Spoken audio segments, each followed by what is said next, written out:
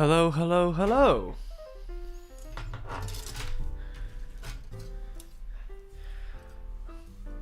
Hello, hello, hello. Hello, show. Hello, drywall. Hello, no name. Yeah, two G unit streams back to back is wacky. But hey, I want to get this. I want to get this. I want to get this guy done. So might as well. You guys chose to have it on stream, and I just would rather not wait until next week to get this done. So here I am, and it's more like I want to do more like experimentation with the with this stream. So that's why I kind of put it out like impromptu.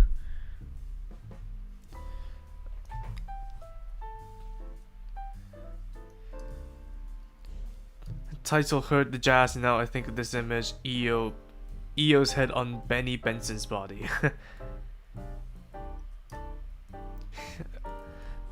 There must be some reference I'm losing, but I do apologize for how like sudden this stream is.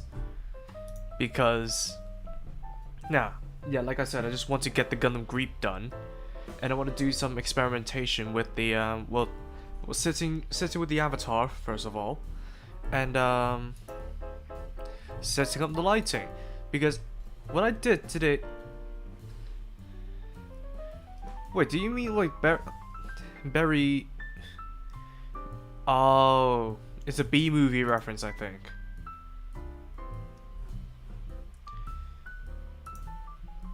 But I'm gonna just share the stream with the different servers I'm in before I do anything else, because like I want to finish this. I want to finish the Gundam Greep, and I busted out my old set lights, so I don't have to nick them from my photo set. So I'm testing out the lighting, testing more like stream stuff out, and hopefully it would like make the quality consistent. I feel like I asked this question before. What do you usually do with your extra parts? I just store them.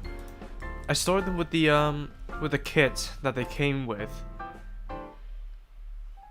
Copy link address.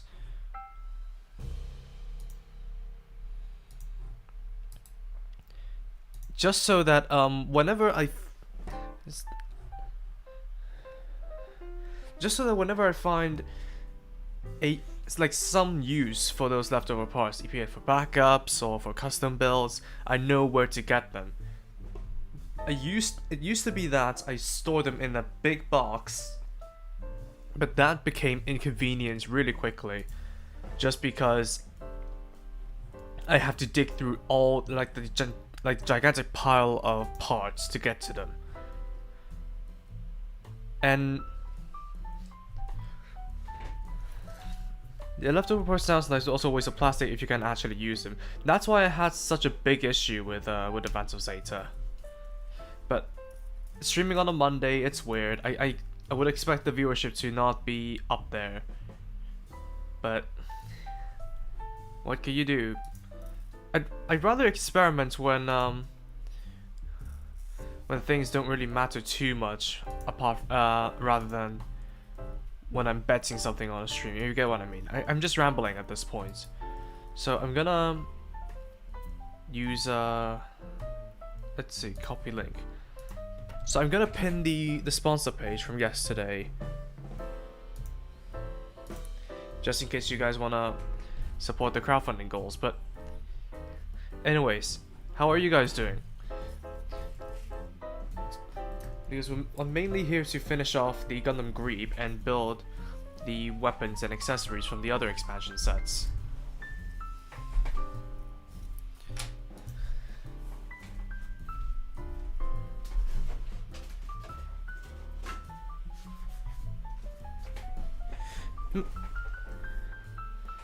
I mean, it's MLK Junior Day in the US, so a lot of people have the day off. Ah! Not bad then. So I don't know. I really have no I really have nothing to retort that, but that's nice that there's some sort of special day that people will have the day off for. This is hard plastic? Oh damn. I'm grand, MJ, how about you? I'm fine today actually. I've been watching the debut stream and looking for something to improve on. So that's why I removed the bouncing effect for when I speak.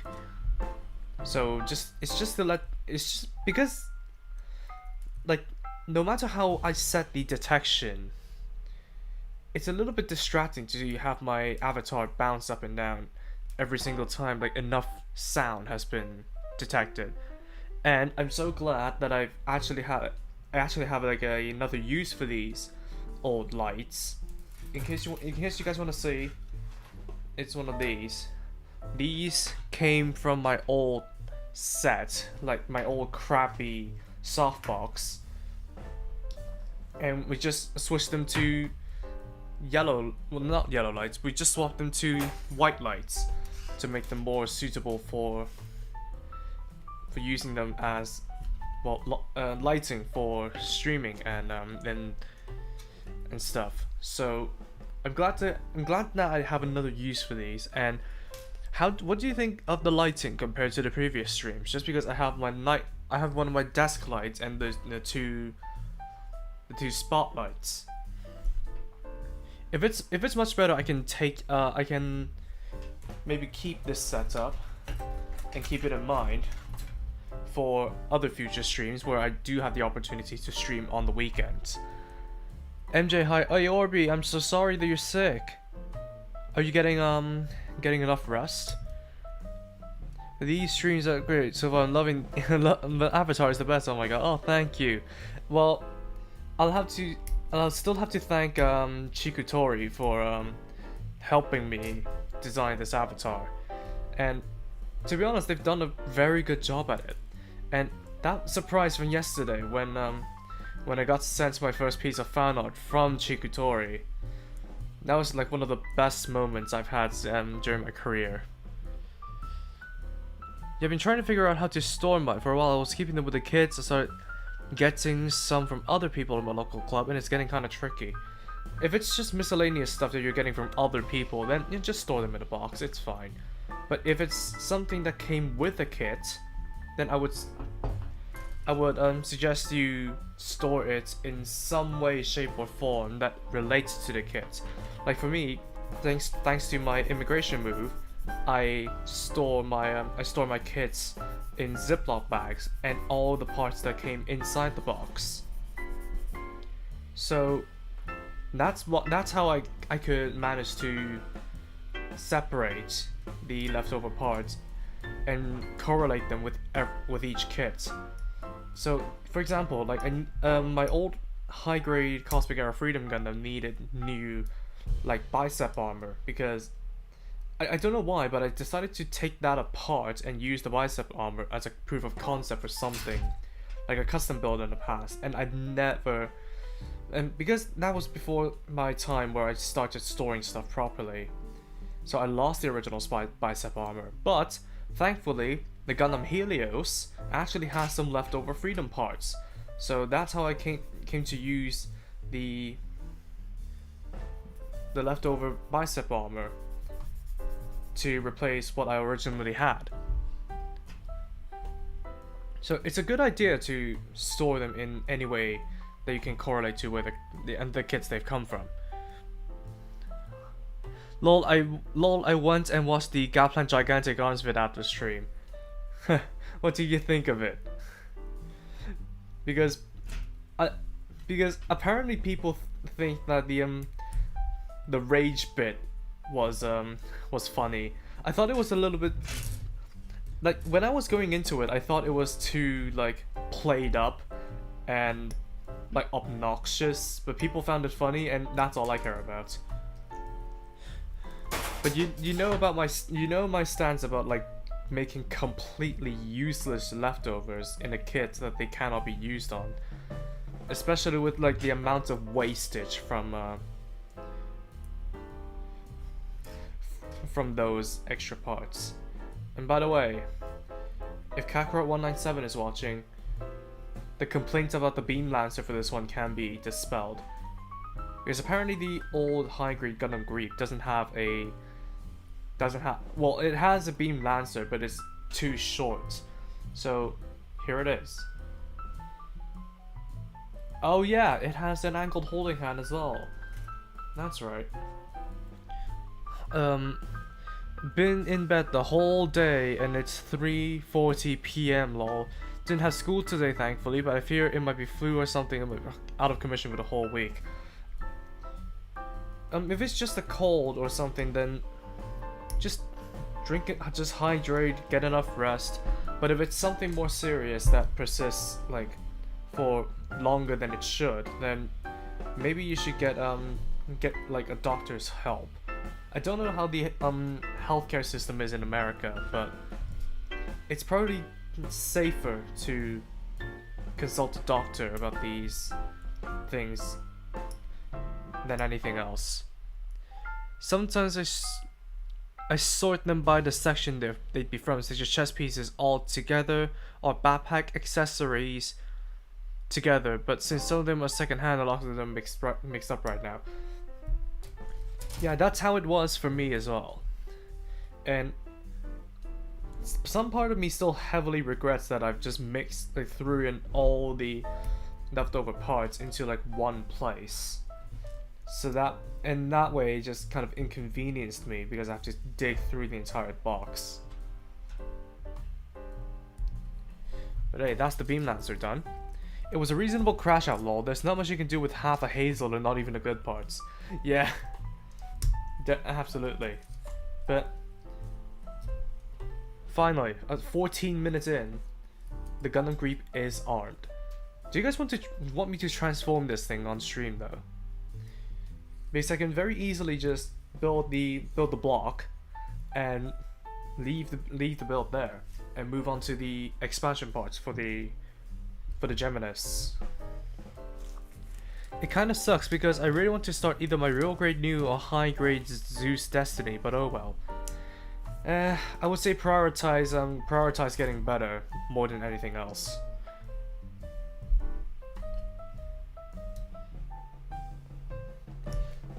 Yes. Hello Golden Foxy. Hello there. Hello Lucky Bar. I'm glad you guys like took the time to pop by this rather impromptu stream. Because I'm finishing off the Gundam Greep and testing out like a bunch of stuff. So hopefully you guys appreciate it and forgive me for making this like stream rather sudden. Transform it, yeah. Okay then. I was spawned because I found your stream. Is it because I threw it in the server, or is it just because the subscription or algorithm put you up to it?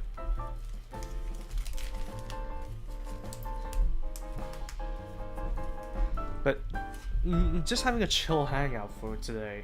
There's nothing much going on. Well, to be fair, I did have quite a long day. I woke up at like 11 o'clock and just lazed around for a bit.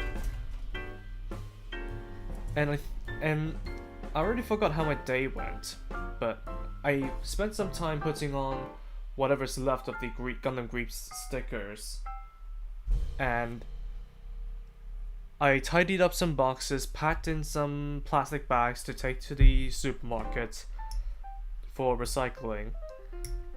I spent some time digging these lights out, and I had some lunch, went to the pharmacy to pick up some medication, and I think I went to fill up my car as well. And apparently all of like my entire journey to do errands, it went somewhat smoothly. Like, you know how it's like a running joke that the roads in the UK are extremely narrow? That kind of came to bite me today. Because even though my car is like a tiny hatch, I still struggle with like judging space. So it just kind of freaks me out whenever I have to drive through a neighborhood with parked cars either side. and oncoming traffic as well. No one better make joke about not enough yandere, please. I didn't ask to get this character design to be a yandere fox, okay? It's not what I asked for.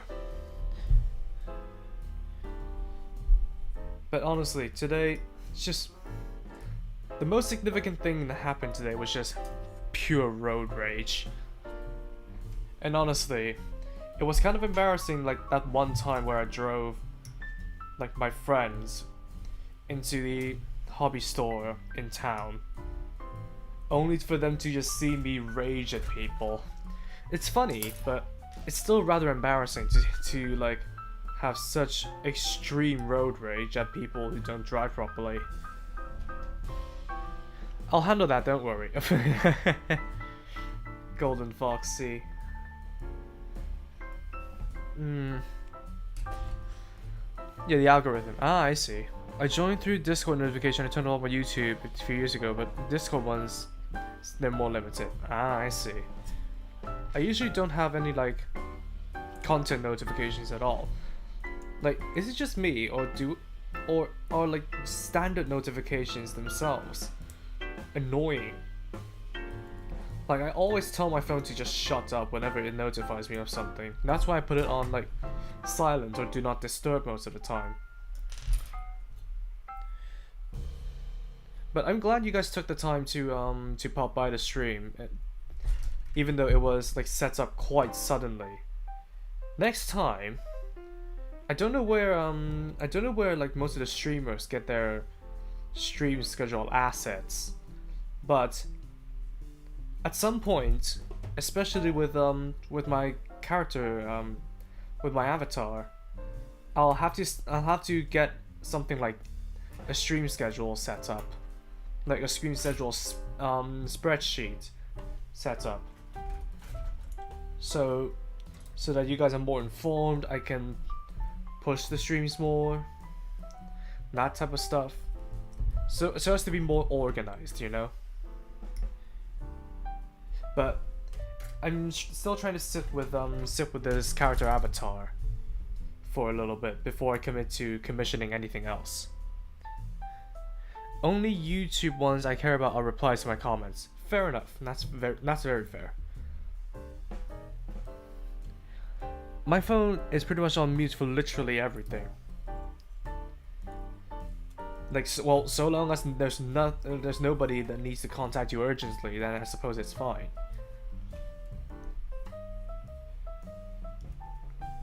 Because more often than not, my parents would judge me for having my phone on silent.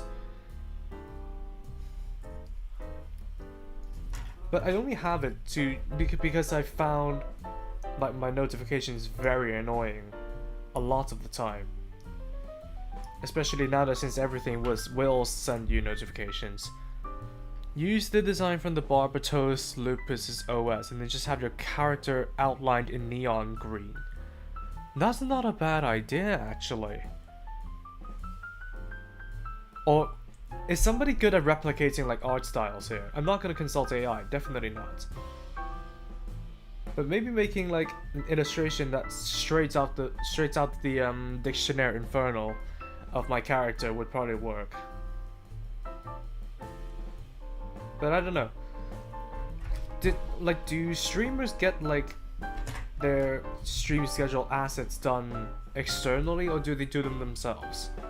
Because personally, I definitely do not have the photo editing talent to get stuff like that done myself. I know it's a template and it can be set it up once and you can just edit the text in them, but I'm not the best at it, if you know what I mean. My phone is My phone is always on silent, but the only notifications that piss me off are the ones that I didn't sign up for. Yeah, like random applications sending you notifications. Yeah, it's utterly stupid. And let's see, am I missing something? I feel like I am missing something, but apparently not. So this is, I think, what is the Hyper Mega Particle Launcher. So it's literally just a buster rifle. So it has movable antenna, and apparently this part is for locking on the top of the mobile armor mode's head. So let's just have it equip that. So we have a big gun and a big spear for the Gundam Creep. Do you have PowerPoints? You can probably put together something you could edit easily. I don't use Microsoft stuff anymore, but I can maybe use what is it, Google Presentation, something like that. I don't have PowerPoint, but I can probably use the Google equivalent. That's basically what I use, like Google Documents, to write my scripts. It's like a graphic design thing, and like put images after. I see. Don't worry, I'm an art fox, even if I mostly do hand-drawn stuff. Wait, so Golden Foxy, are you actually proposing that I commission it from you?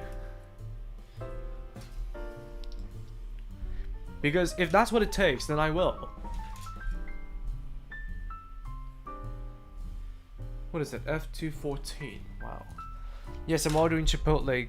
Give me a fat ass burrito. Yeah. I mean, you gotta indulge yourself from time to time. Even if you're sick. No, just think of it as a gift. Ah, okay. I mean, you can probably get in contact with me through the server, so you can probably DM me, and we can work things out from there. Nice avatar, MJ. Thank you. Thank you. Like I said, all credit goes to the original artist, which is... If my settings have carried over, it should still be in the description who made this avatar. Why is it red? Yeah, our avatar credit to Kotori. You can check out their work through X, and I didn't put the Facebook one there just because first of all there is a bunch of NSFW stuff there, so I don't know if YouTube would put me in trouble for that. But secondly, it's because when I asked them what socials do I credit them with, that's the only one that they've sent me. But yeah, all credit still goes to the original artist. And by the way, I've asked them whether or not I have the right to allow like people to do like other fan arts of me with this avatar in some of like my most iconic moments, if you guys call it that. And they said yes. So if you guys want to do like random fan arts of me, you have my permission. Also, yesterday in Unhinged SD Gundam, I got jumped by the chicken, and then we helped on the attack on Veda for Celestial Being. What do you mean chicken? Do you mean the Penelope? Or did you get jumped by one of Jury's chickens?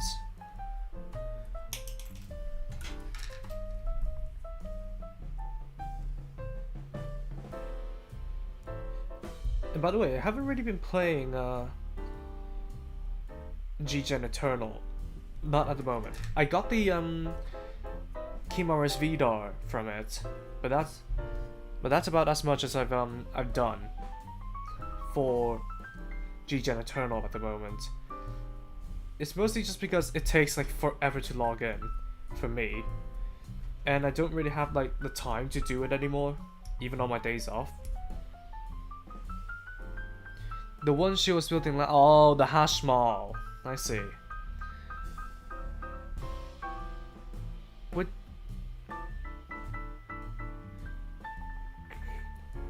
Wait, what do you mean you got jumped by the hash mall? Is it like a G Generations game, or are you talking about Battle Alliance? I really wanted to fight the Double Gundam instead of that chicken. Fair enough. That's very fair. Like, are you farming some parts out of the Double Gundam or something?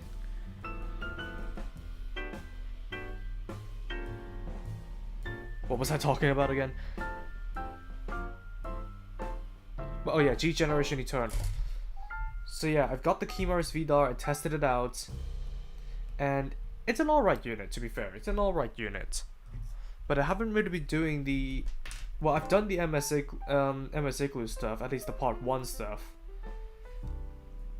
Well, by having done them, I just mean I made the strongest team I could and just put it on auto. But I haven't done most of part 2, and apparently the Master League is back up, so I probably should go back and do that because of like diamonds and whatnot. It may be useful for if I want to pull the big rank.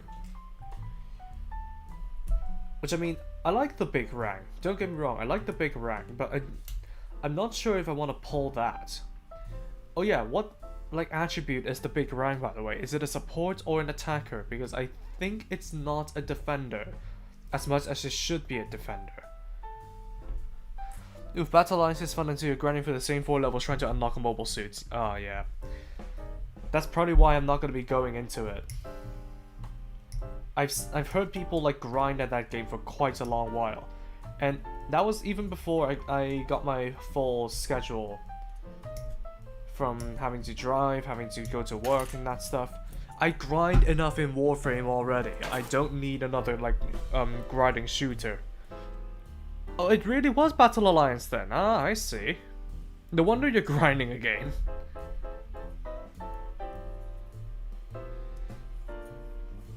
Well, an SD game at that. The reason I'm still using the Barbershop 6th form and not Lupus. That's very unfortunate. Yeah, good luck grinding for the Lupus Rex, mate. It's gonna take quite a while. Like, if my Warframe experience serves well, then yeah, it's gonna be a long process for you guys.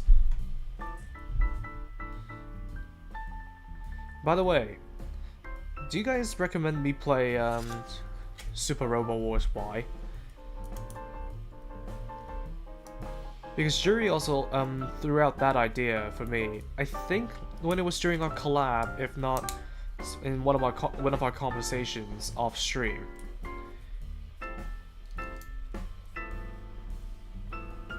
I think she suggested it just because it's a fun game, but it's more to expose me to other mecha series through first-hand experience. And I think she also mentioned about playing it on stream as well. I mean, I'm on the fence and I'm not in a rush to play it, mostly because of time.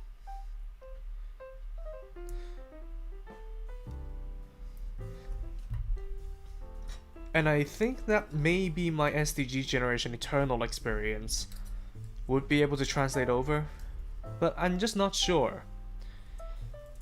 I don't know why, but I'm far more apprehensive about buying like random games and stuff compared to before.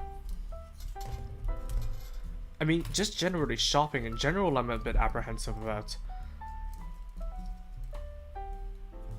Wait, how does this go again?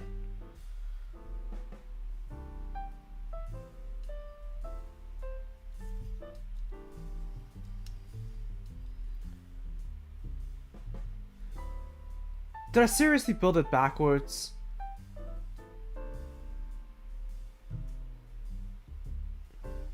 Oh my god. Well, at least the reassembly is quick, so... I guess I'm still not fully recovered. I'm such a silly fox. But... I think that's that. Yep, that's the shield. And I wonder if you can just use the Mega Cannon just like this. Or is there not enough power? I haven't read G units, never mind the Operation Galliares version, but at least now, with the Hyper Mega Particle Launcher, the Gundam Creep is fully armed. So all that's left of this thing is the transformation block and all the other alt modes. Let's get to that, shall we? Since you guys want me to transform it on stream. I was not grinding. I was doing the story on stream before yours yesterday. Sorry for referencing this. No, it's fine. It's fine. I was just it's more my fault that I'm a little bit presumptive about it. So my bad. Did you get Kimura's Vidar? Nice. Also, in your Redux review of the Kimura's Vidar, the Dying Slave launcher is only shown in manga and games only, correct? Yes. I don't really know about the IBO manga, but I've heard that it's shown there. But in games, it's definitely a usable feature. Like in Extreme Versus, and, well, of course, SDG Generations, because there's specifically a move that allows you to use the special KEP bullets. I think it's rather unfortunate that they've skimped out on the Dying Slaves in the anime. Like, actually, if you don't know, you're missing out on a lot if you stick with anime only for Iron Blooded Orphans Season 2. Because apparently a lot of the other weapons from the weapon sets are shown off in the manga. So, for example, these, I think, are they called the variable maces? I think the variable maces from set 8, I think, that the Barbatos Lupus uses. They were shown off in the Earth Raid during the battle against Galan Mossa. They were used there. And in the Hashmal fights, it actually uses the katana. That's based on what I've heard, by the way. And the anti-ship lance mace from the Tekkadan gunpla set, it was actually used by the Gundam Bale in the manga against the Kimura's Vidar. So it's pretty interesting how they're trying to put those weapons in after the fact. And honestly, I feel like a single unit or two using like a variety of weapons is an interesting thing to me. And I'm so sad that we don't get to see them animated at all, even though they've designed so many different weapons for the Barbatos Lupus for Gunpla's sake. And again, that giant railgun, I don't know if it's used in the manga, but it's definitely a feature in the games. I think from Extreme Versus, I think the Barbatos Lupus, if not the Lupus Rex, uses the gun. But yeah, I feel like they designed it without a second thought, and then whenever they had the opportunity to reinterpret the series, they just wrote them backwards. Wrote them back into the series. We're missing out on a lot, as IBO fans. I found out UR Mikazuki, which comes with the Lupus Rex, is a monster with a 3-star SSR Gundam Bale. Holy hell, SP converted the unit, it's insane. Crits every time. That's nice to know. Well, I know about the crit gimmick of Lupus Rex Mikazuki. But for me, if I play G Generation Eternal, I'm very stuck up by wanting to have like this. I'm pretty stuck up about wanting to have the original pilots pilot their original units, if that made any sense. So I never really found the opportunity to try out different things between different pilots. So it's good to know. And in some way, I think I'm still kind of stuck on playing the IBO game, like my mindset, because in the IBO game, there's like different damage types. So there's like slashing, there's bashing, there's shot. There's definitely long range damage. Oh, shot damage and explosive damage. And I keep like thinking that Mikazuki is good at bashing, so I won't put him with a unit that specializes in slashing then. But no. The damage in SDG Generation Eternal just basically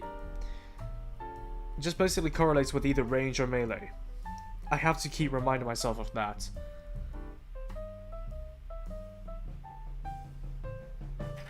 Aren't we all city foxes? Yeah. Well, I mean, not all of us are foxes, but yeah. Also, I started DG recoloring for one of the models I'm planning to modify a custom character for a custom for a character from a game I play. I mean, that's how I did it actually. Like, that's how I conceptualized my old custom builds.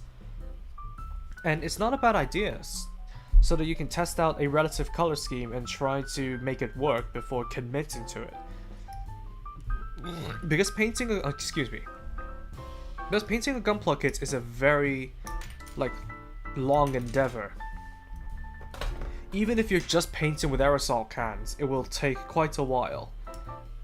And I think especially with aerosol cans, you need the weather conditions to be perfect in order to be able to do it nicely.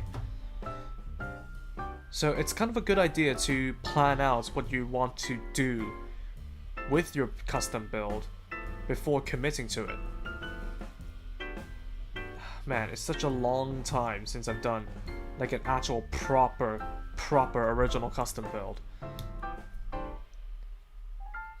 Do I miss those days? Maybe? But at this moment, I have like a massive backlog of painting projects as well, on top of video and my build backlog. So I don't really have like the energy and the time to think about doing original custom gunpla, which is a little bit of a shame. But if I kind of grew accustomed to my bread and butter being replicating like obscure units from the Gundam franchise, and I'm gonna take solace in that. And if that means I get to bring more obscure stuff to the limelight, then so be it. And by the way, on the topic of IBO, ever planning Pluma set? No, it's hard to find. Stream directory channel in the Discord. Jury, thank you for coming in. I cannot think of a better name, but it's basically your equivalent of a stream dump. So anything that anybody wants to send me while I'm on stream, it goes there.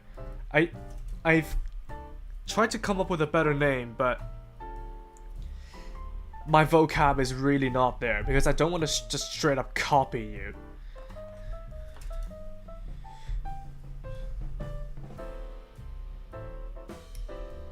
No. Look, I'm still planning to strap my Alto 01 with whatever I can, specifically mercenary version. It's not a bad idea. Especially since the Alto has like a lot of hard points. You can basically arm it to the teeth. Like, I'm so surprised. I'm gonna go on a tangent, but I'm still surprised that people go back to like one of my older videos of my new format and discover the Dynamis Arm arms and never knew that that was a thing that existed. Just copy her. Okay then. If I have her, like, now that I have her direct permission, then so be it. What is it? Edit channel.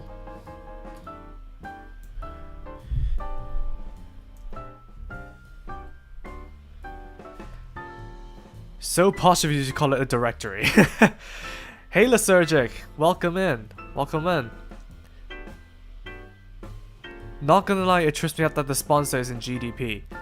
Well, it did also trip you up that the date format is backwards compared to the American version. Because I think the way they've interpreted it is like, let's say today, it would have been the 19th of January. How posh of them to format it like that. But in America, it's like January 19th, so it makes things simpler. And that's the thing I found out with time, as well, like telling time as well. Because people here usually, like, say, like, let's say the time right now, it's, like, I would say 10:12. Yeah, 10:12. I never tell, it sounds weird, but yeah, 10:12. Which is what I think the Americans do, actually. But people here would always go for the long version and say, oh, it's 12 past 10, or well, it's half past 10, something like that. Granted, they do understand whenever I try to tell time using, like, saying that now it's like 10:12 or something like that. But I just feel kind of awkward doing that when everybody else, at least in my workplace, say, oh, it's 12 past 10 or something like that. It's so awkward, like, because I learned like both versions of English, which can be quite ass backwards at times. I don't know, it just feels weird. And that's kind of like why, like, that kind of pertains to my accent as well, because while I was little, I was growing up with a lot of like American media, American YouTubers, all that kind of stuff. But now that I've gotten here in the UK and lived here for like close to 3 years, my accents kind of went through an identity crisis and slowly morphed into like a more heavily British focused accent. Granted, I do like the southern British accents, something like London or Southampton, like that. But it just feels awkward if I don't speak like everybody else here. And naturally, it just kind of morphed into my natural accent. The altos, especially the blue one, kind of reminds me of V1 Ultra Kill, lol. I'm just actually gonna look it up, because that sounds like something from Ultraman, but I can be very, very wrong. Oh, it's a completely different franchise. Oh, it's Ultra Kill. It's just called V1 from Ultra Kill. I see. I can see the resemblance actually. If you can manage to find some clear blades to mount on the back, then you then you can just do that. British English is performative. Just joking. Yeah. I have to complete an assignment, so I'll be lurking. Good luck with that, jury. Well, it's nice of you to pop in just to have like my voice be your background noise. Let's see. I put £10 and it pulled it up towards $15 out of nowhere. Is that really like how much it is converted to nowadays? Because it's like £1 is like 1.28 something US dollars at the moment. Yeah, £10. Well, £11 is $15 according to Google. So it's not far off, but it's still some significant amount, relatively speaking. Hey, hi Juice, hello.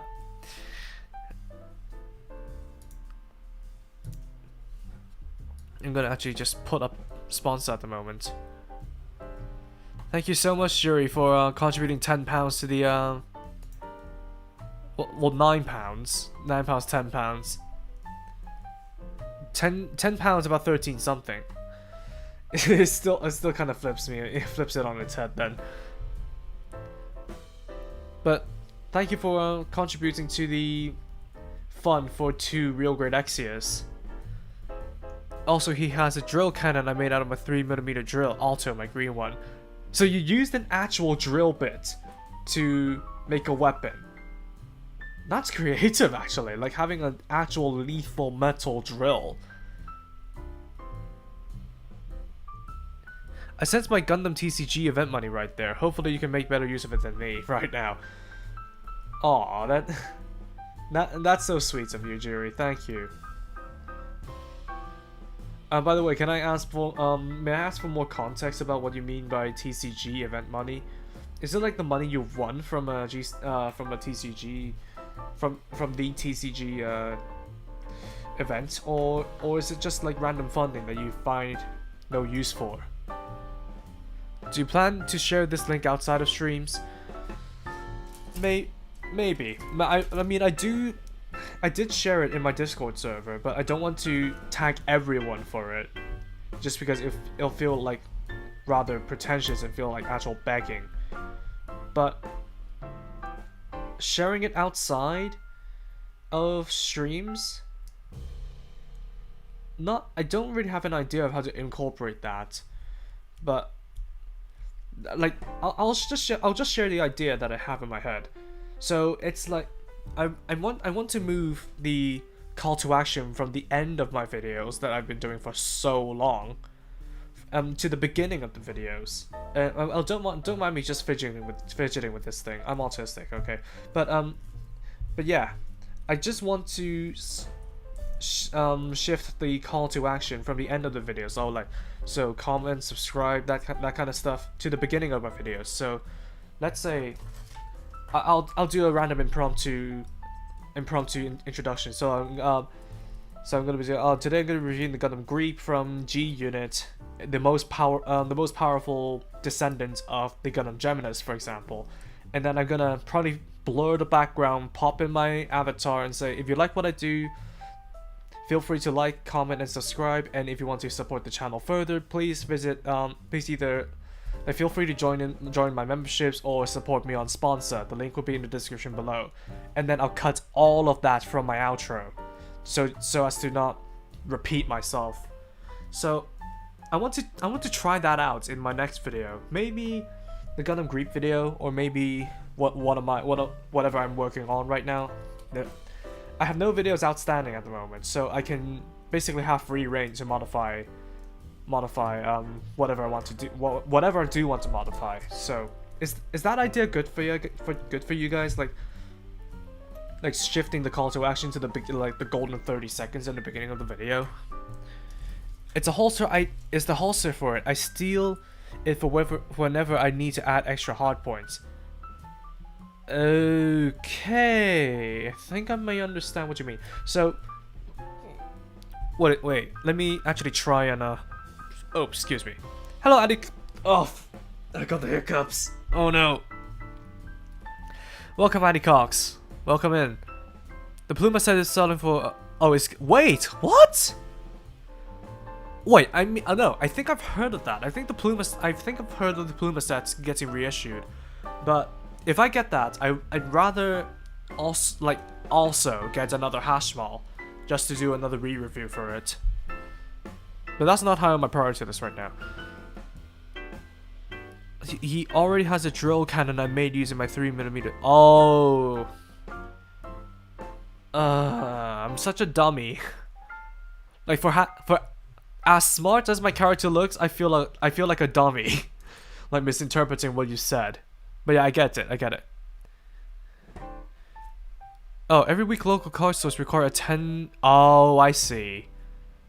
I don't think you should be shy about asking for support. You've been doing this well for over 10 years, so it's natural to ask to help. Yeah, I think I should. But there's I don't know... I'm gonna go into some slightly deeper territory while I'll prep this thing for transformation while I do so. So it's like I'm gonna go into slightly deeper territory here, so be warned. But I feel like there's always a sweet spot in terms of asking people to help and that type of stuff. So if you ask for especially on the internet, if you ask too much for help, it will feel like you don't want to put in the effort yourself. You don't want to put in the efforts. You're just asking to mooch off of your own audience. But at the same time, asking for a little bit of help when you need it is always good. And especially because I've grown up with very strict parents, and they've always thrown me in the deep end just to train me to figure stuff out for myself. So I think I still need, granted, I am trying to reparent myself in a sense, but asking for help just feels, it's not a show of vulnerability to me, because I don't mind that, but it just feels kind of wrong to ask for help when well, I don't know, it just goes back so far that I cannot really pinpoint the cause off the top of my head. But a struggle to ask for help when you've grown up with stricter parents, I feel like, I don't know, it's kind of a natural phenomenon. Wait a minute. Yeah, I get you. I get you, Golden Foxy. I get you. So you have a holster for your pin vise, just in case you need to draw extra hard points. I get you. I get you. Luckily enough, he doesn't live in build fighters. He will alt history and canonically meant to be pretty small using the first generation modular frame. Using a metal. Yeah, I see. Using metal drill as a weapon sounds like the kind of thing that would be illegal. Hey, Banjon number 17. The Build Strikes rifle has metal parts in it to withstand. Okay, no what? No, okay, but yeah, it's surprising. But the Build Strikes normal beam rifle canonically has metal parts inside.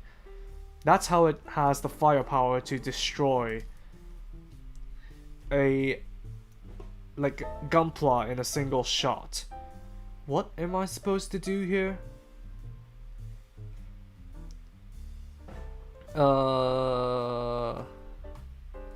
What is it? So if I flip those up, these things would be in the way. Like these fin things will be in the way. Oh my god, I can't believe it. I've done that wrong. Okay then, so I'll just take this apart. Because there's this one piece of armor that I've missed, like, didn't assemble correctly. I'm so glad I discovered this before it actually mattered, though. Hi bro, I'm back in America. Welcome back then. Dr. Chin... oh my god, I'm so sorry. I'm so sorry that I don't really know how to pronounce your name. Just gonna call you the doctor. I don't think you... Oh, yeah. Also, I'm building a whole world here. Ah, like, do you mean... Oh yeah, fanfiction then. Sort of like a fanfiction original world thing. I've done that for one of my custom projects, and I've loved it while it lasted. But my like I said, my motivation just kind of ran out. Okay, so I flip these up like that, and I flip the wings back. Full. Okay, I'm so confused. Do I flip these around or something? I think I should. Like, it's a ball and hinge joint. So I extend this, fold, what is it? I'm so confused. So this would line up with this, and I fold the entire thing in, I suppose.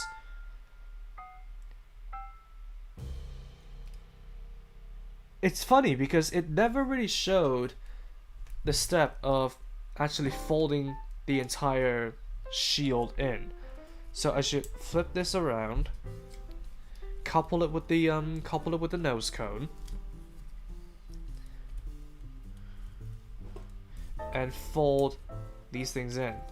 So that basically makes up the canopy of the mobile armor mode.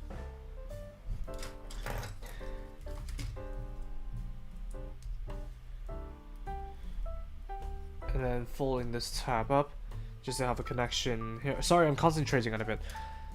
I understand being worried about public perception since I was like that too. I was raised to be independent and not asking for help. Lol. Right now I feel like what you ask for is fair since YouTube ad rev doesn't even let you break even on the cost of the kits. Yeah, it's an unfortunate fact that that YouTube ad rev is not like sustainable. Not unless you really break out into the mainstream. But yeah, I should this is probably like what I was mentioning in the server, like exposure therapy. So this would probably be like a good exercise for me. Wait a minute. Oh, so I should detach. I completely missed that out. Because normally it would just fold the waist back. So if you guys know how the flags from 00 worked, that's basically how they work. Is there something wrong with this thing? Because it isn't connecting completely. Stream finally stopped lagging, yay. Is it your problem? Like, because YouTube isn't really telling me that there is a problem with my stream. So it's probably just your internet connection that's the issue.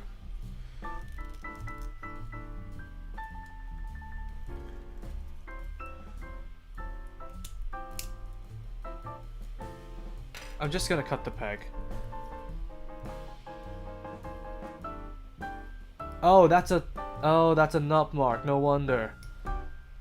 That's a nub. My bad. Yeah, for me, it seems like the only acceptable time for me to ask for help is when there's absolutely zero chance I can fix the issue on my own. Yeah, I think that is, well, it's just the way that, I don't know about other parents, but for my parents, they would just throw me in the deep end and not allow me to ask for help just to train my problem solving skills. This already looks like a chicken, doesn't it? Like with the waist folded back, folded forwards, and with the claws deployed, it just looks like something transforming into a chicken. Oh, no wonder they had to separate the block. I see. So what they've done is had this section fold back, this just fold up, have this section fold back while the legs stay where they are. So it's a little bit more sophisticated compared to the original design. No wonder. We have the angry white chicken and now we have the angry blue chicken. Yeah.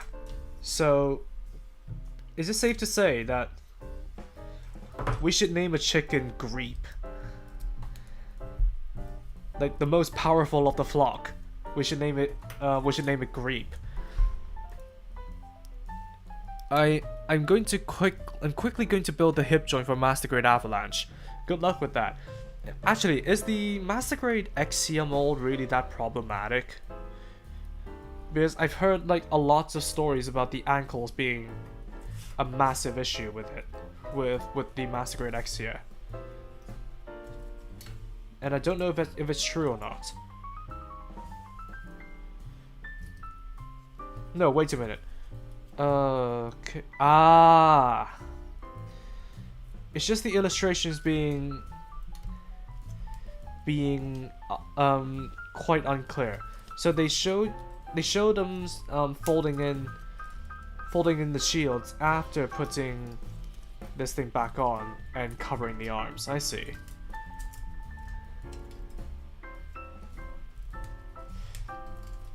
Wait a minute.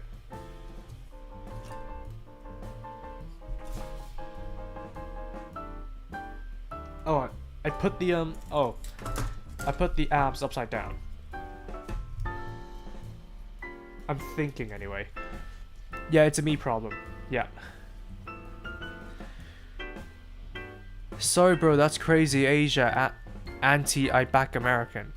Ah. Sorry, bro. Everything is scaled being a 30-minute fantasy, being about 6 feet tall. I've always thought the 30-minute fantasy was like kind of mech oriented. But I think that's kind of like the magic that Bandai was trying to capture with 30-minute fantasy. So fold these in to cover up the arms. I'm gonna head, lol. Didn't even get to see the weapon sets built.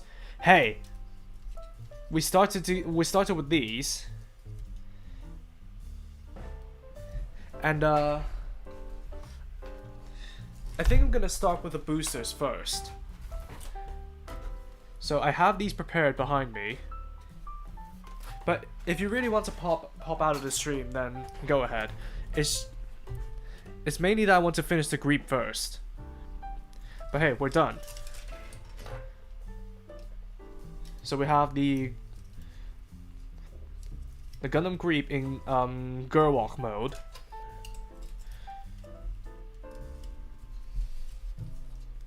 And I'll leave it at that for now. Because we also have the Operation Galliarest parts to build. And that requires the actual weapon sets. So let's get that prepped. Yeah, staying motivated is a huge problem for me when it comes to writing projects. Yep, I can imagine.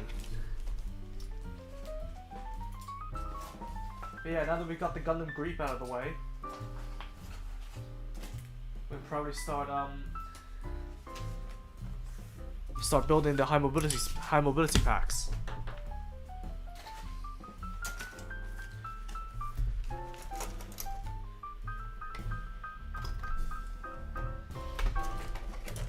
Also, my unicorn had some training under God Gundam. He would dust your ass. Are you talking about the fanfic that you're writing? Haven't gotten to that yet. Sorry. And apparently the Avalanche fixed it somehow. That's odd.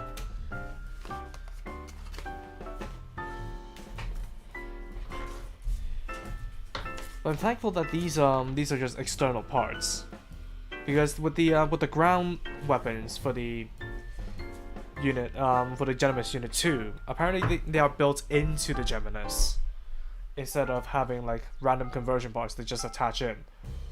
So I'm thinking I'll just build whatever weapons that it has and just snip out the body parts and store them on the side.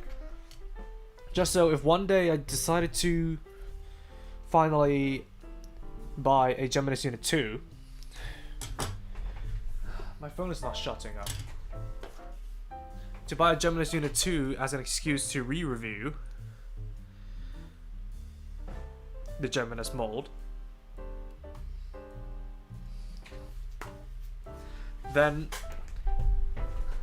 I'll have the parts ready for reviewing that. Fantasy is well dragonborns and stuff like that, but they still robot missions are standard mobile suits and sisters and girlies.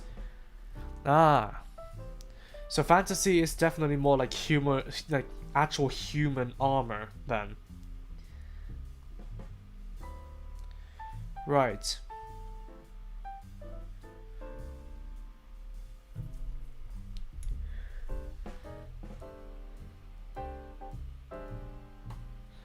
Okay. But is the Master Grade Exia a good build in general? Just asking. Not necessarily because I want to build one of those, no, but just interested to know. Since like a lot of people had like issues with it. Having fun so far. That's good then.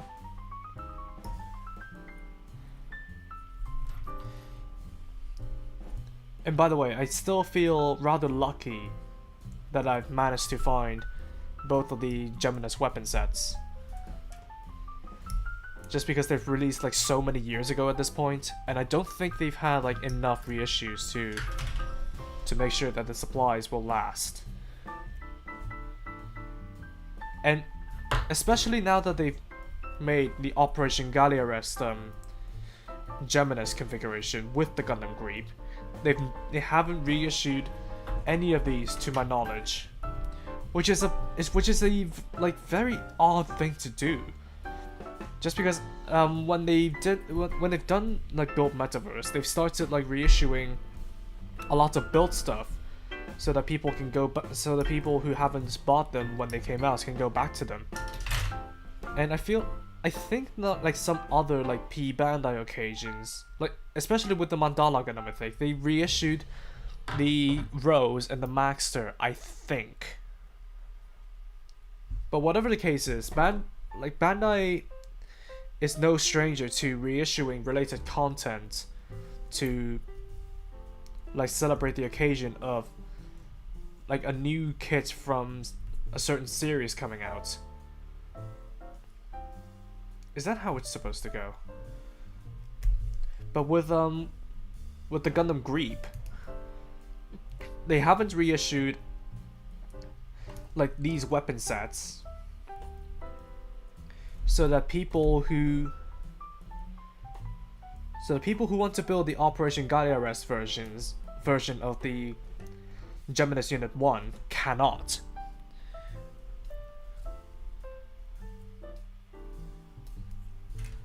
Which I find pretty off, if that makes any sense.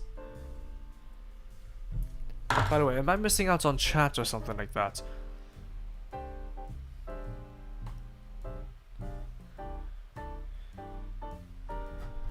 Not really much. So apart from Golden Foxy working on a Master Grade Exia, what else are you guys doing?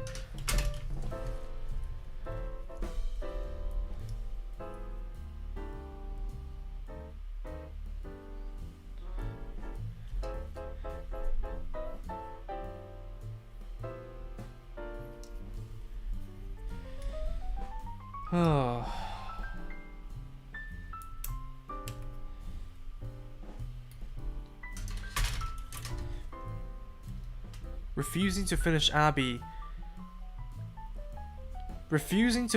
Abby Type E all the way from summer last year. Wait. Abby Type E? Is that what you're calling your GN arms?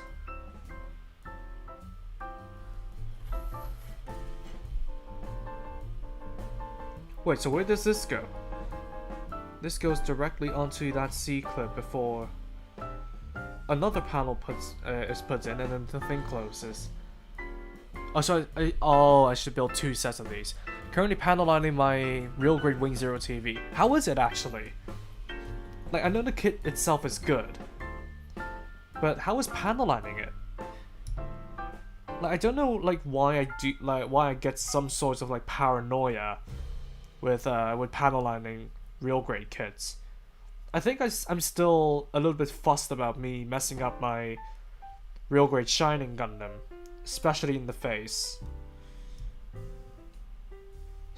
And because I made like a mistake during the build, and I tried to strip the panel liner off, but I accidentally used enamel thinner instead of iso alcohol. So that just completely ruined the face. So I had to buy a separate copy and a new head. Because unfortunately I touched up the Shining Gundam before I knew there was an issue. So I think I still get some sort of shock from that. And that's the thing with me, because I think it's like all down to like it definitely is a me problem, but it's down to my format as well. I would like to keep most of the shots for the straight build sections as straight build sections, like with the straight build kit. I'm usually very hesitant to go back with using my painted build to go do reshoots. So that's why I'm extremely paranoid about like whether or not I've made a mistake with that build or not. It's definitely a me problem that I need to overcome, but just a fun fact for you guys.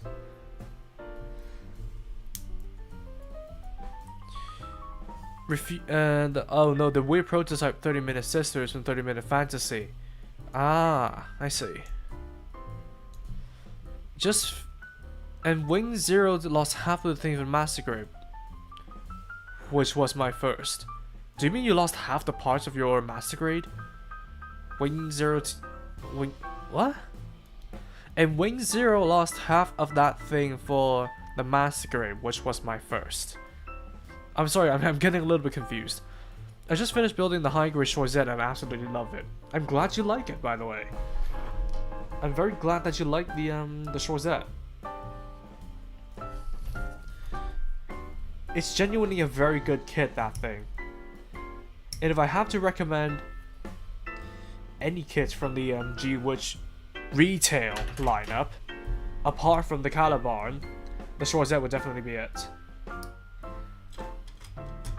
If we're talking about just Gundam types, obviously, because I would definitely recommend the Garibaldi for people who want to get into G-Witch, because that kit was very fun for me to mess around with.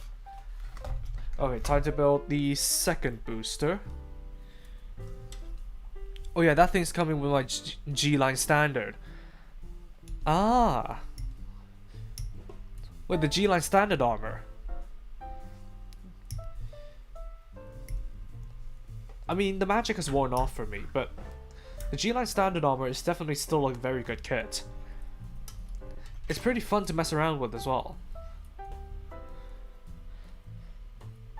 Pretty good, but there are two Shadow for Flow type panel line markers like on the feet and shield. I shall keep that in mind then. And I'll always keep at least a cotton swab with some iso alcohol handy. Like the thing is, like the thing is with panel lining is that panel liner is usually like enamel based, and usually I strip panel lining using enamel for painted builds because I use lacquer for painted builds, so that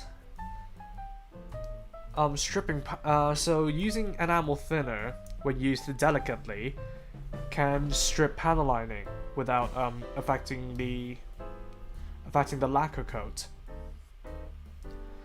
So my mind immediately went to using enamel thinner to strip panel liner, period. But I was just being like absolutely stupid with my Real Great Shining Gundam, which is a lesson well learned. Just asking about the plastic stickers on the shell units. Will it degrade over time, or mine hasn't degraded yet?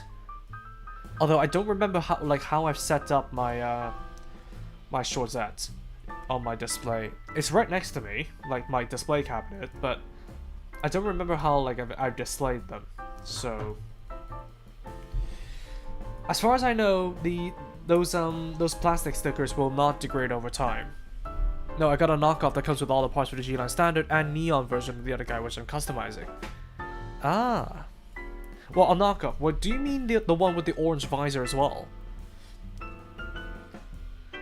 You're not supposed to do that? No. Because thinner of any kind will degrade plastic. That's why it's like quite imperative to have like at least a bottle of isopropanol alcohol when you're doing like painting work, just so you have like a safer option of stripping like any paints or solvents without degrading the plastic.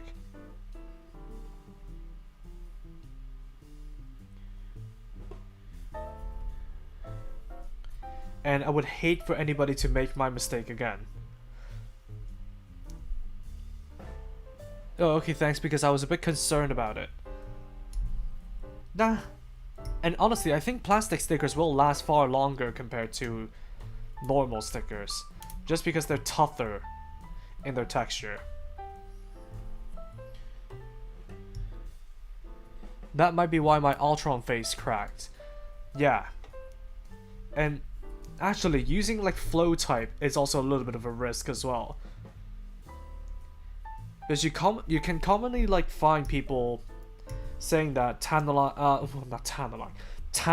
panel liner like solution or the flow type Gundam marker will cause the plastic to crack, and I've had that before.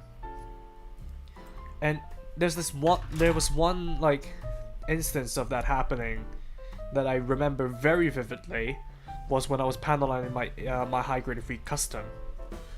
I was panel lining it, and when it got to the wrist cuff, it just completely, like one of the edges just completely split in half. And I did my best to try and remove that, and it didn't work. So I just decided to hide it by reorienting the wrist cuff. So there is definitely a risk. I was telling myself to not mix those two words up as well. So there's definitely a risk with flow type Gundam marker cracking plastic. And obviously if you try to strip panel liner with thinner, you'll increase that risk as well. It's like on the inside of the helmet part, might be fine. Might be. So long as the damage isn't in sight, then I think you can easily ignore it. I don't know, I'll see when I can only learn about the orange visor variant just after the extra chest part with my green Zaku. Okay then. My sword's never been posed a lot to the point that the backpack hardpoint is loose and the plastic sticker are really secure. You really posed it that much? But at least that's good, like that's good context to have. I think it's because the plastic makes them resistant to peeling or curling like regular stickers tend to. That's basically, that's what I was trying to articulate, so thank you for that. 8, 15, 15, 3. Oh, so that's for the entire backpack. On the topic of stickers peeling, the metallic green one above the copy of the Wing Zero just does not want to stick. You mean the high grade? If it is, then I would agree with you, because those thin stickers rarely ever want to stay in where they're placed, and that's why I sort of don't like the stickers that have like a lot of like folding edges, especially thin ones.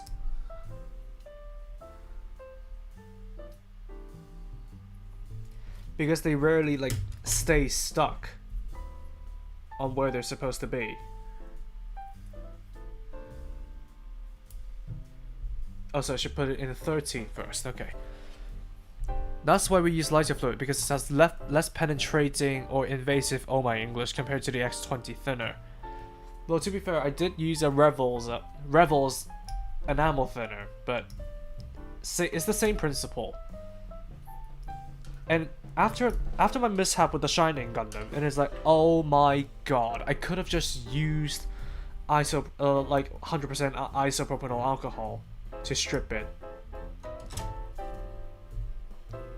And I was really kicking myself for that, for not remembering that I have like 2 bottles of this stuff. And where are my, okay, there it is. And with me just I don't know anymore. But I've had to waste like a lot of time waiting for the duplicate to be delivered, and thankfully there was a duplicate available. I was just kicking myself for it because I've made that mistake which wasn't supposed to be there. I've noticed that far too late into the video, so I'll have to get a duplicate anyway.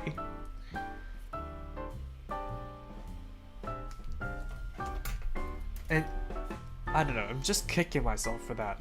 I'm over it now, but I was kicking myself for it so hard, like back then. And I proposed to let one of the models, like hobby stores that I went to, have my duplicate after I put on some water decals for them. And they were glad to receive it, and I still haven't done it yet. Just because around that time, I was starting off with my job.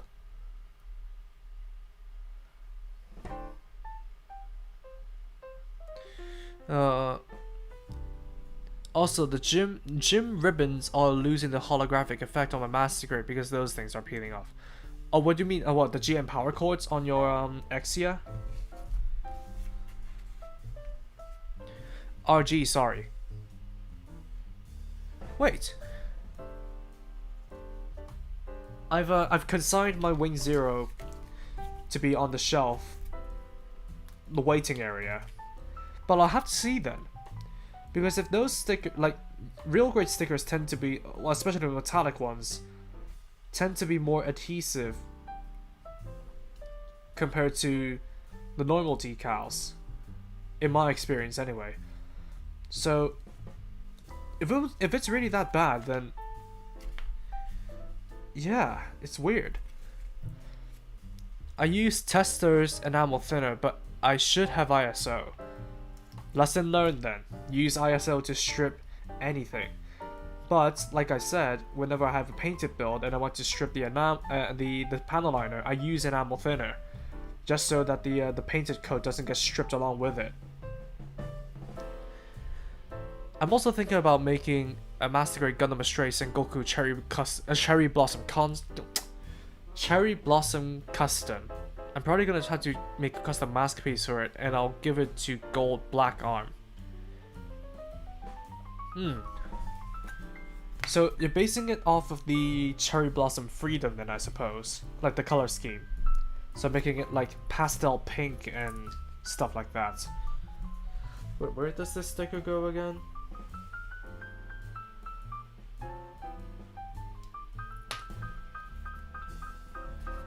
There's no way that...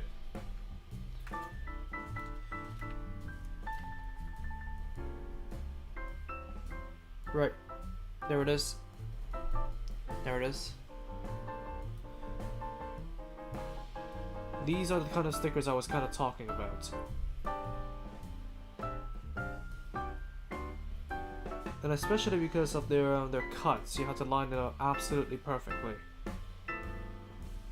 I think I've managed to nail it.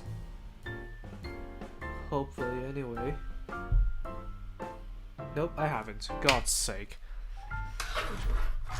I remember breaking my high-grade Leopard, the build fighter, since I did a joint transplant on my RX-78 Revive, as well as like the arm joint replacement. I mean, that's sort of like...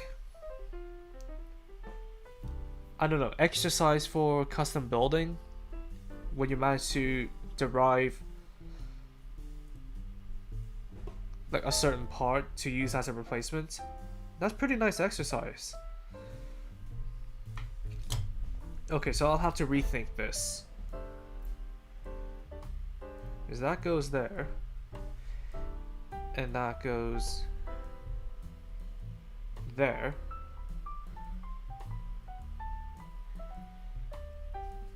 That'll do it.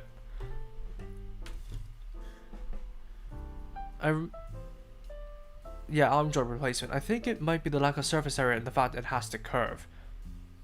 Yeah. And it's primarily just the lack of surface area that some of those stickers have to go on.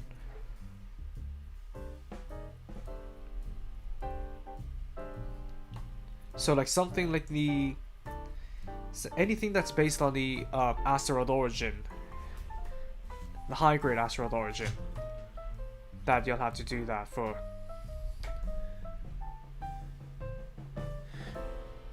No, I'm painting a cherry blossom design on the frame parts and all the wires and vents brown.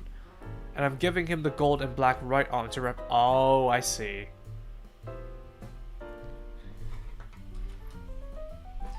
So we're making kind of like an Amatsu Mina Sengoku Astray thing. If Seed has a Yakuza, that's what they'll do. Back from dinner, how's the build going now? The Gundam Greep is done. And apparently it's... Yeah, I'm sorry for anybody who was turned off, like me going an hour into the stream and not building the weapon sets. But here I am with the high mobility booster. And if push comes to shove, I'll just build the parts from the Geminis O2 booster that are relevant to the Operation Gallia Rest Gundam Geminis Unit 1. Because a lot of the parts are for converting the body parts into the ground heavy combat type of the Gundam Geminis Unit 2. So if push comes to shove, I'll just build the relevant parts and be done with it. Because it's taken me an hour to finish off the Gundam Greep.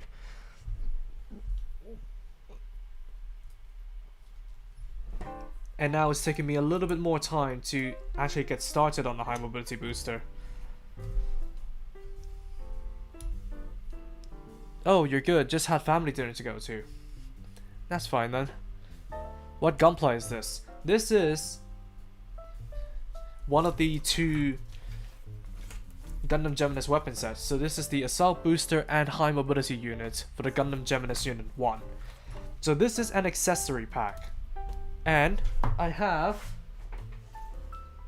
my original Gundam Geminis right here. I don't know where the hands went. They must be in a pile somewhere. But if anything, I could just borrow the hands from my other variants as well. So I think it's telling me to... No, the stickers to go on the outside, so nothing else needs to be done for now. I'm also thinking about a Foxy Gundam Dark Count custom specifying Captain Foxy from VR. That's not a bad thing, actually. You can probably just try and do that.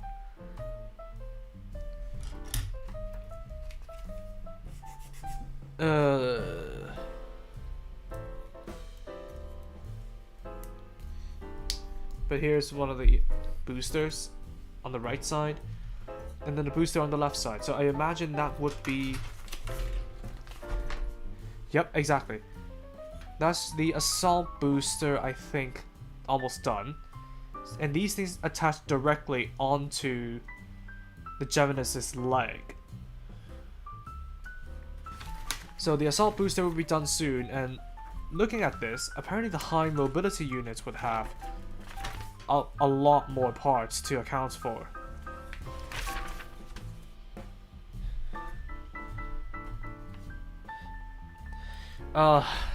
Nature's calling. Be right back.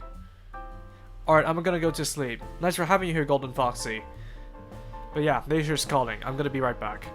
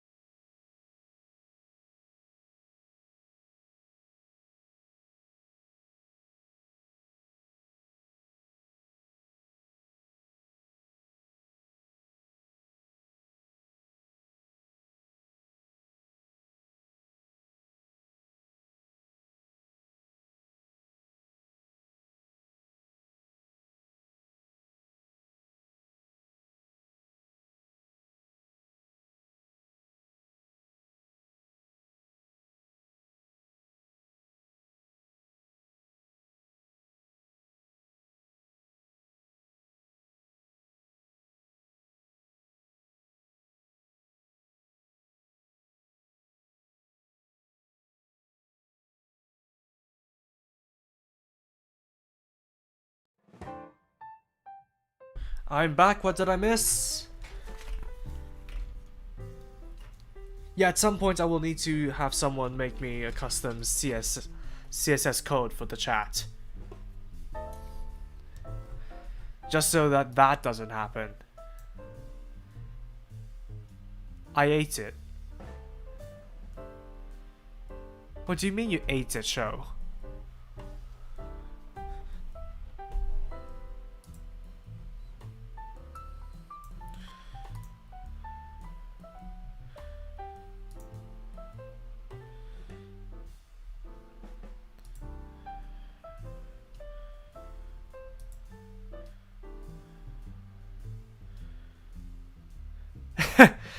Okay, jury. Thanks for popping the link in the link. Thanks for popping the sponsor link in the stream dump. What else is there to read? The Gundam. Are you talking about the deep fried Gundam that I saw like on the internet like a couple years ago? Welcome back. Thank you, No Name. So let's blitz through this.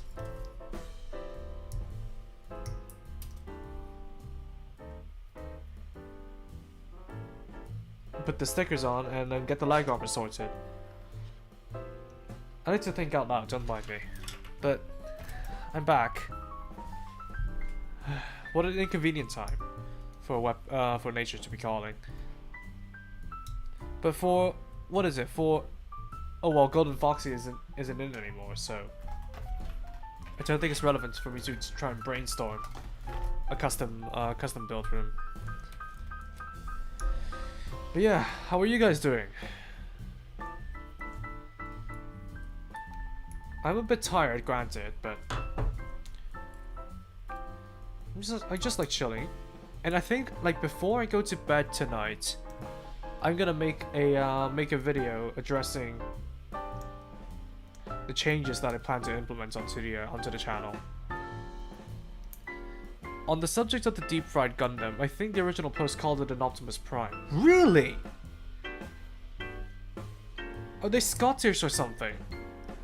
Not knowing what not knowing like what a Gundam is, and deep frying it. I'm sorry, bad stereotype. I know. Bad stereotype of Scottish people deep frying literally everything.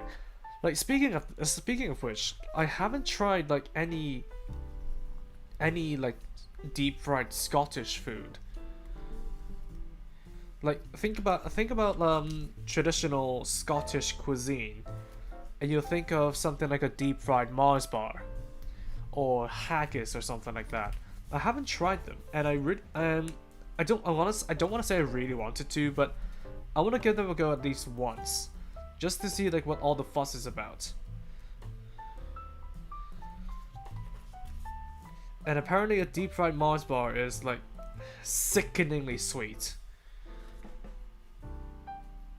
Just brainstorm a Zagok in the bathtub custom during the break. Painted yellow and orange, so that instead of a rubber ducky we get a rubber Zagok. I actually heard the same thing about the deep fried Gundam. What, about it being called an Optimus Prime?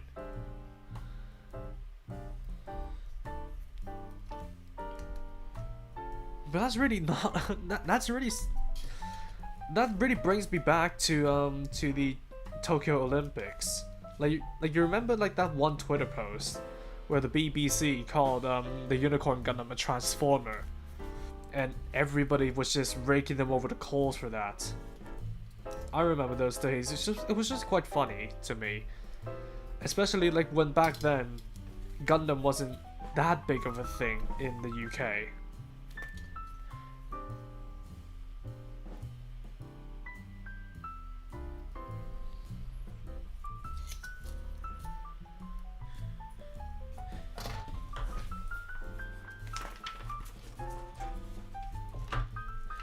Ooh, I was gonna give a Zagok a mini ducky, but that might be better.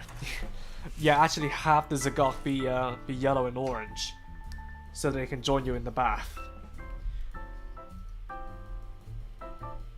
Alright, the leg armor isn't that bad, actually. Yeah, about that, I'm getting called an Optimus Prime. You're getting called an Optimus Prime.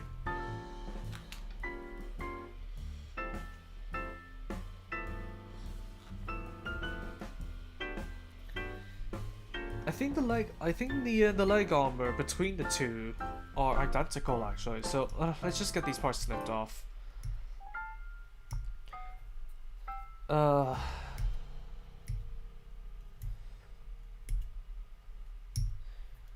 yeah, whenever somebody mistakes Gundam for Transformers, what are your feelings on them? Like personally, I don't really care. But as far as I've heard from my colleagues, there are some people who are so devoted to their hobby that they get offended of their passions being called something that they aren't. Like there's like a minor argument about whether or not model kits are toys. It's something along those lines. But personally, if someone calls it a Transformer, I don't care. I'll gladly educate them that, well, this is not a Transformer, this is a Gundam.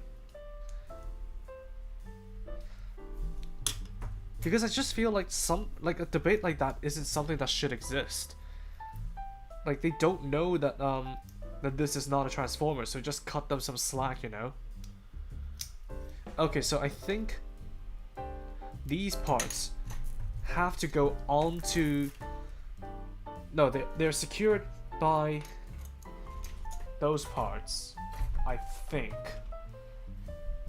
So just clap them together, secure it with the back plate, and then I'll put the stickers on. I think the toy comparison could be worse. Yeah, because factually model kits aren't toys.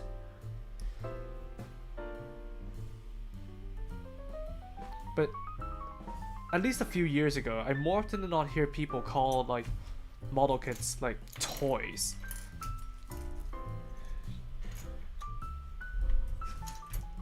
But I've never heard that again. Like, especially after I moved to the UK. Sorry, autocorrect. About the Gundam getting called an Optimus Prime. That's what I get for using voice to text.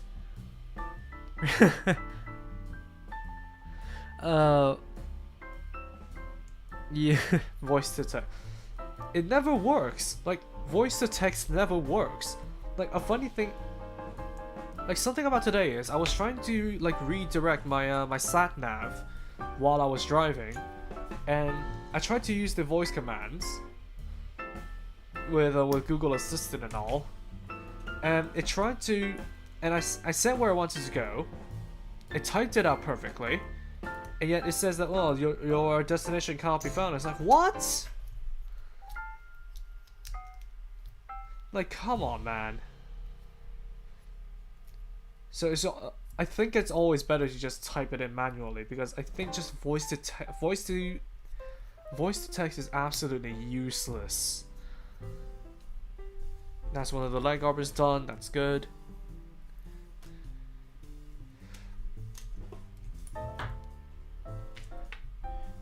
But at least when somebody calls a model kit a toy, well, I'll just gladly correct them that they aren't toys, that they're more nuanced than that. And a lot can go into these things that completely declassifies it from being a toy.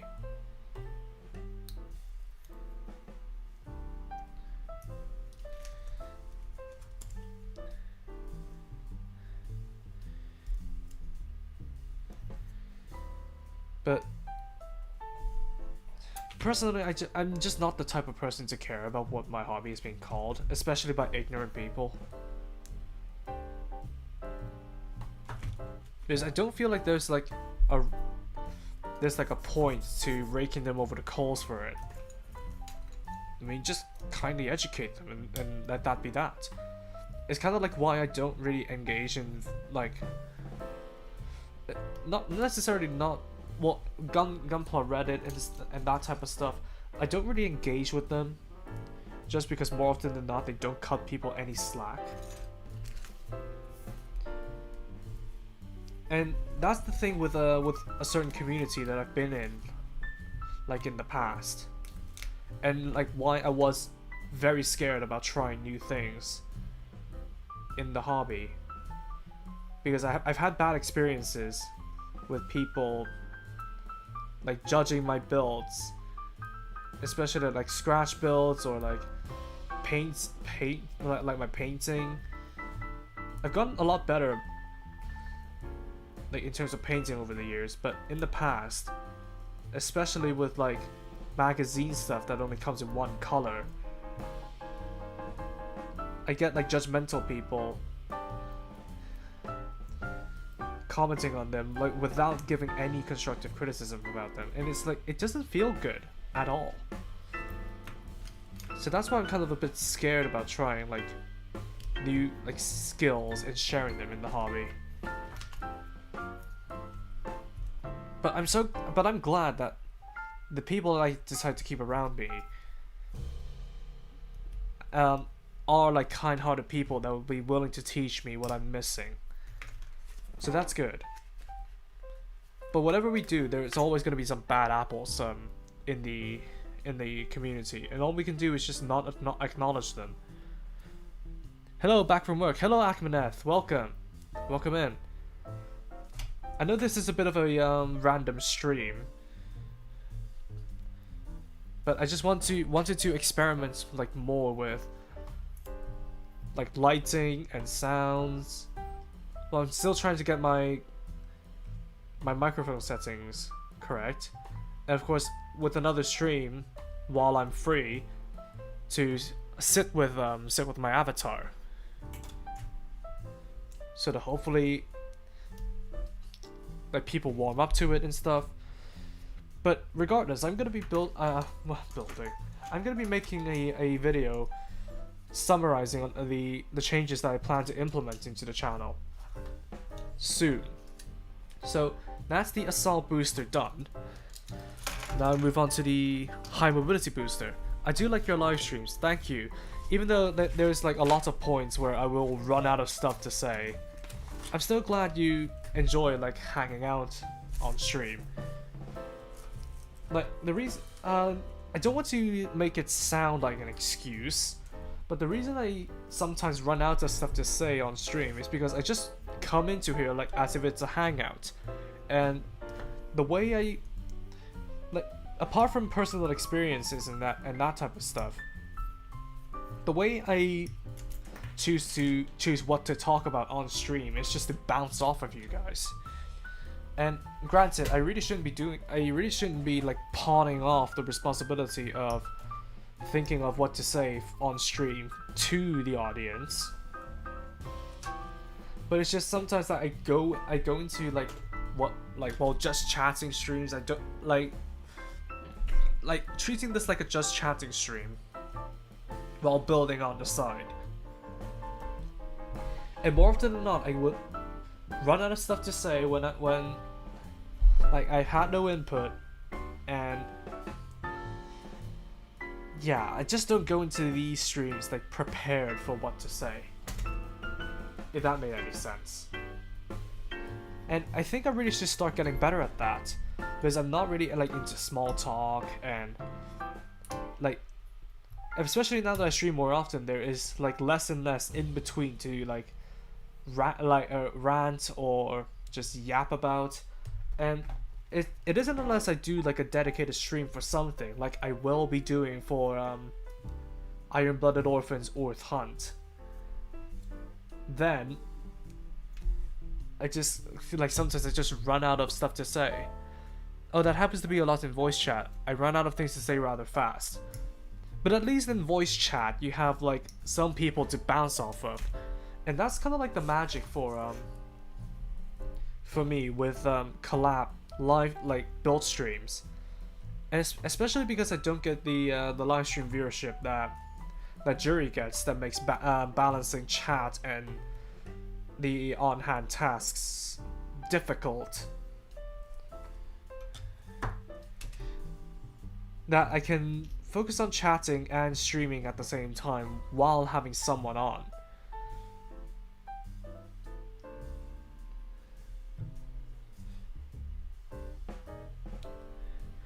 I need a new job, but I need gunpla money. Isn't it because you need gunpla money that you need a new job? So that you can get paid better? It's definitely a skill that can be improved with practice. Yeah, it is. It is. And I'm not gonna like scapegoat the cause for me running out of stuff to say to my autism, because that can definitely be overcome. But the reason I'm doing so many experiments with my streams is not only just to get the just to sit with my avatar, get the sound levels right. It's just to get more practice in like doing like impromptu streams.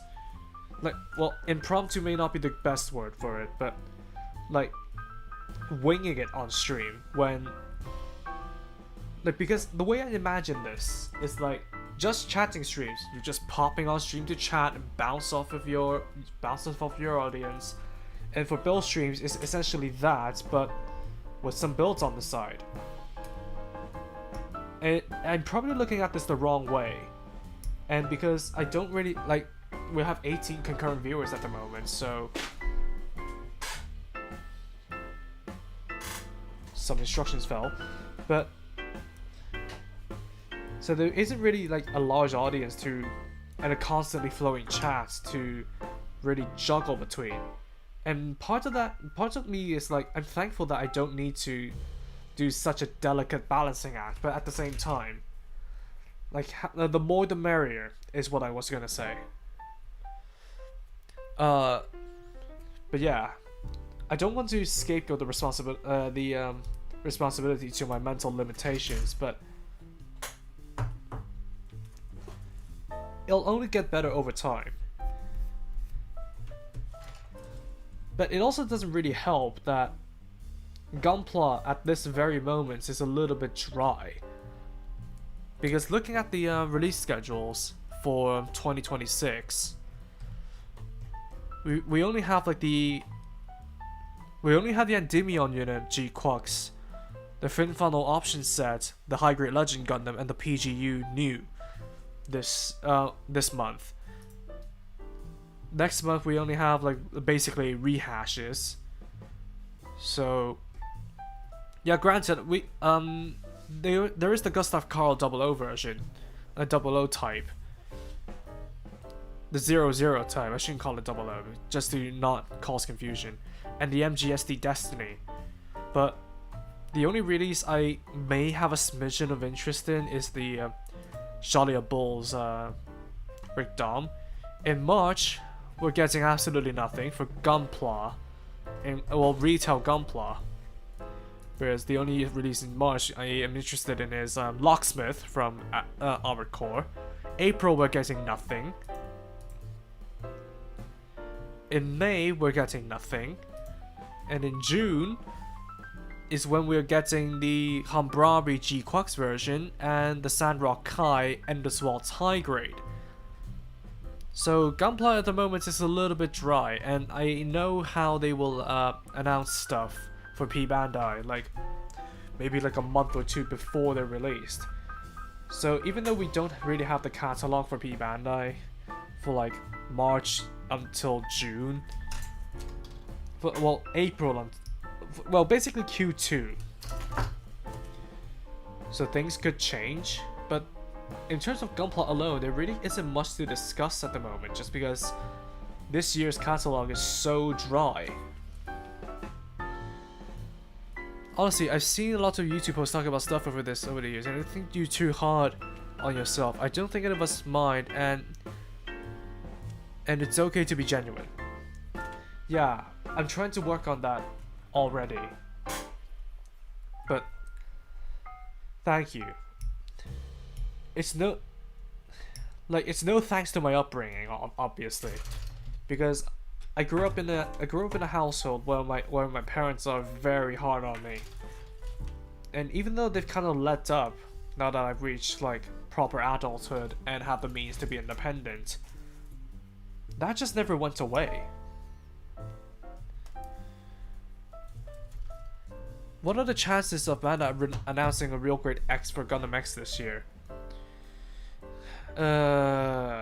Given their track record for not acknowledging X, I would say pretty slim.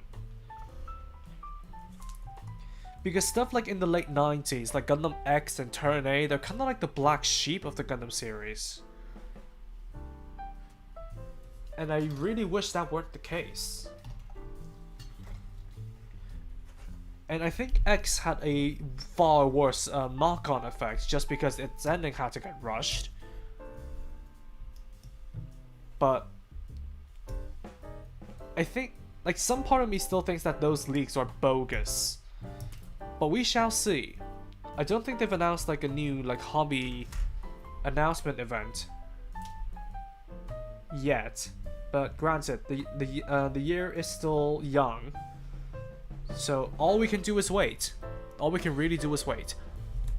I suffer with voice chat because I can only work with a few people in voice chat.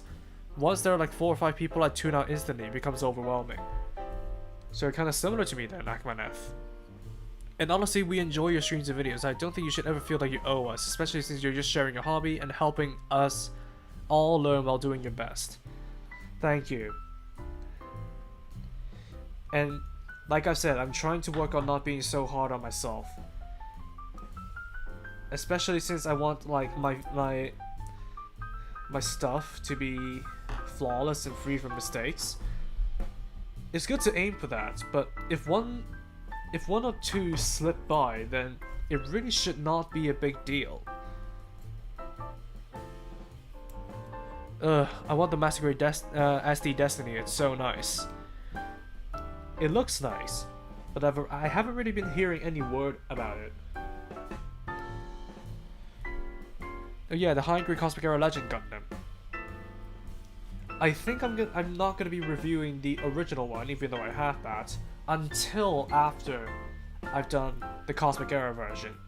Just because, like, parts of the thing about the original High Grade Legend Gundam is that the gray is wrong.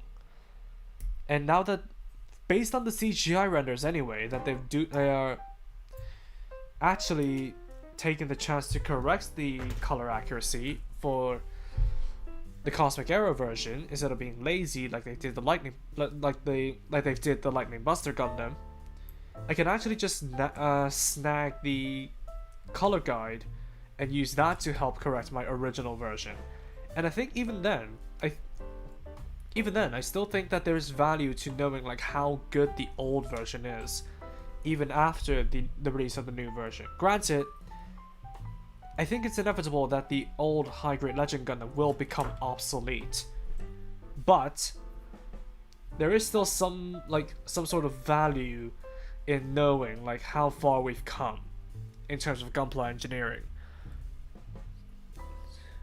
They gave us the Legend Gundam but no revived Aegis or Providence. If they do revive the Aegis, I really hope they keep the full transformation mechanism. Because like the one thing I fear if they do revive the Aegis is that they make it a parts former. For worse. Especially since the original High Grade can fully transform without suffering any structural issues. And if reviving the Aegis means I would lose that, then it's not a worthy trade-off to me. I'm building the G units now, nice. Well, the G unit parts in preparation for the Gemini's Unit 1's new final form. But yeah, I have to build both boosters, but for the ground weapons, I will be building that large missile launcher. At the very least, depending on time, obviously. Because if the stream is running too long, then I'll build only the parts that are relevant to the Operation Galliarest Gemini's Unit 1. These stickers, I mean, once you get them in, they are quite nice, but still. Okay, I'll do the other stickers as well. And we're getting the Tifa kit, so it's possible. It definitely is. But the chances of it are pretty slim, as far as we know. And like I said, all we can do is wait. Because we have like half the year sorted at this point. Not unless they manage to pull out a new Gundam series out of absolutely nowhere and fill in for the lack of gunpla in April and May. But I don't really see that happening at all. So I think what we're stuck with in the retail market is what we're gonna get for 2026, and a lot of the gunpla is gonna be in P Bandai. Whatever they make for the thing. Real Great Turn A would be weird. Yeah. Real Great Turn A would be weird, but its anniversary is coming soon, is it not? Like, when did Turn A release? I think Turn A either released 98 or 99. I'm guessing. I never really paid attention to that when I was watching Turn A. And to be fair, Turn A was a pretty good story. It's a pretty light-hearted story that has some very dark undertones. Turn A is 99. I see. Yeah, its anniversary is coming up at the end of the decade then. But then again, when did the high grade cosmic... No, not cosmic. When did the high grade correct century Turn A come out? Because it was part of the original... what is it? It was part of the original All Gundam Project lineup. I don't think the release of the high grade correct century Turn A was lined up with the anniversary of Turn A, which would have happened in 2019. And I think Build Divers came out before because 2019 was when Re-Rise came out, and the Kapul mode they've made for the normal Kapul is intended to make, well, I mean, can be made into a correct century Kapul, and they've never capped on that. So, judging from that, I think Turn A may just be neglected at this point. 2014. I see. So, let's say it's something 5 anniversary then, but I don't think they really marketed the Turn A high grade as like an anniversary release. So, it's a little bit implausible. Is that the word? But I'm just merely guessing at this point. Man, I'm feeling old. Hey, Build Fighters came out like over 10 years ago. I'm feeling old. I started this channel when I was 12. And I still feel embarrassed if people go back to watch my original high grade Dark Matter video. Because I was such a teeny kid, like ripping off of someone's style. But considering that Build Fighters is over 10 years ago at this point, I feel old. I think everybody in this chat like feels old in some way, shape, or form. Oh, excuse me. Just because whatever series that brought you guys in, is like at least over a decade old. By the way, before I forgot to ask, do you have a PO box? I can't make any promises, but something came to mind during the stream. I don't have a PO box. And maybe I should set one up, to be honest. Wait, no name. Did you find a blue fox pen? Like I found a purple bunny pen for jury. Last year we'd have an announcement when we get a new Master Grade Astray Seed Freedom. I hope we get full mechanics, Abyss, Chaos, and Gaia. Since they're Destiny units instead of Freedom units, I highly doubt that would be the case. But knowing Bandai, they love to milk Seed for all it's worth, so maybe, maybe not. Gundam Maze brought me into the hobby. Oh god. Actually, technically, same. Because the reason I got into this was only because I walked into my brother watching Gundam Age. But Build Fighters was really when I started to enjoy it. Well, I was lured into gunpla by G-Witch, so yeah, fair enough. But G-Witch at this point is over 4 years ago. Well, not over 4 years ago, but numerically 4 years ago. But, well, if we get to August 2026, then it will officially be 4 years ago. So it's still quite a bit of time. Even though it doesn't fit like being a decade old. Hey, H1 is a cool as AF design. Yes. The base H1 is a bit basic for me, but I like the full glancer. In fact, I think the full glancer might be my favorite form of the H1. In terms of the designs that appeared in the anime. Obviously, my favorite design will be the H1 Razor, just because of full melee. But the full glancer is definitely it comes in at a close second for what we have as Gunpla. And I was really tempted to buy the Master Grade at some point, but I just thought, nah, Master Grade wasn't really my thing, so I'll skip it. But maybe I really shouldn't have. Wait a minute. I'm definitely starting to lose track of chat. 20th anniversary double is also next year, if I remember correctly. So I'm holding out for a real great S1 Gundam until they masquerade as 2 Gundams. Hopefully, if they release a real great Dynamis, I'd be all over it. Like, because 00 definitely has some of the more interesting gimmicks. Like, one of them that I'm really addicted to is the Dynamis' sniper camera. and I was thinking of buying the master grade just for that, to satisfy my ADHD riddled brain. And that's kind of like why I like the Kingdom Saga as well, and the Zabanya as well, because it does have like a dropping V-fin. It's so cool. Even though I don't like shooters more than melee fighters, the Dynamis is definitely one of the exceptions. Okay, so the high mobility shoulders are done, so I'll leave that to the side. My friend got me into the franchise, so now I watch more shows than him.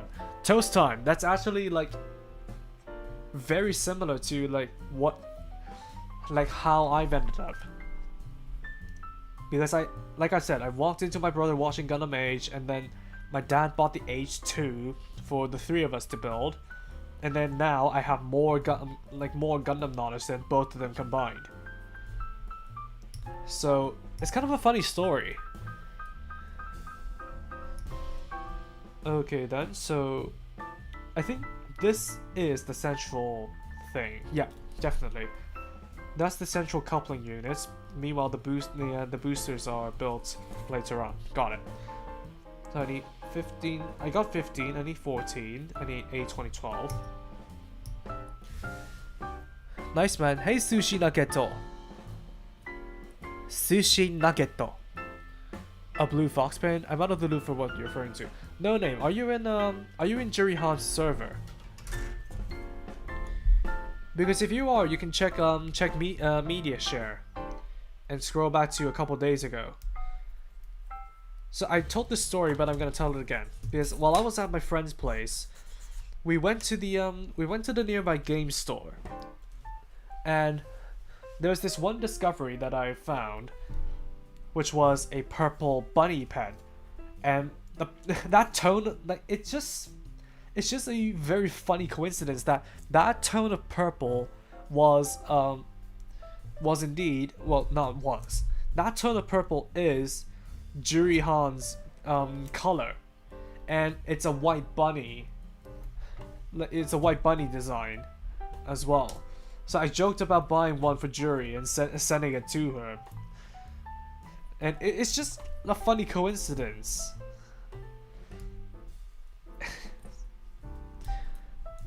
Well, I was, lured into Gunpla by G, which I was lured into by Master Grade R72 2.0. That's a very good kit, actually. Like, based on my experiences with the Stormbringer, it's quite a decent kit. A novel unicorn illustration intrigued me when I was younger, and it was the same Gundam that led me into the Pla rabbit hole.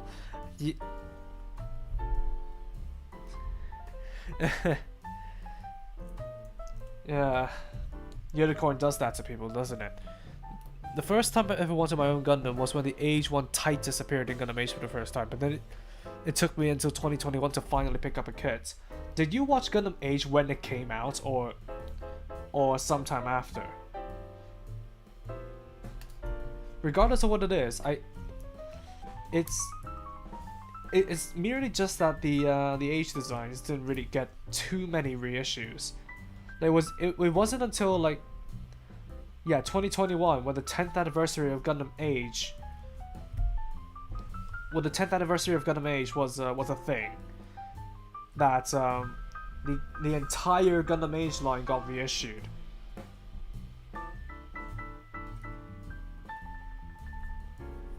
So that's how I managed to nab my Gundam Age collection, which basically all of the Gundams are still at large.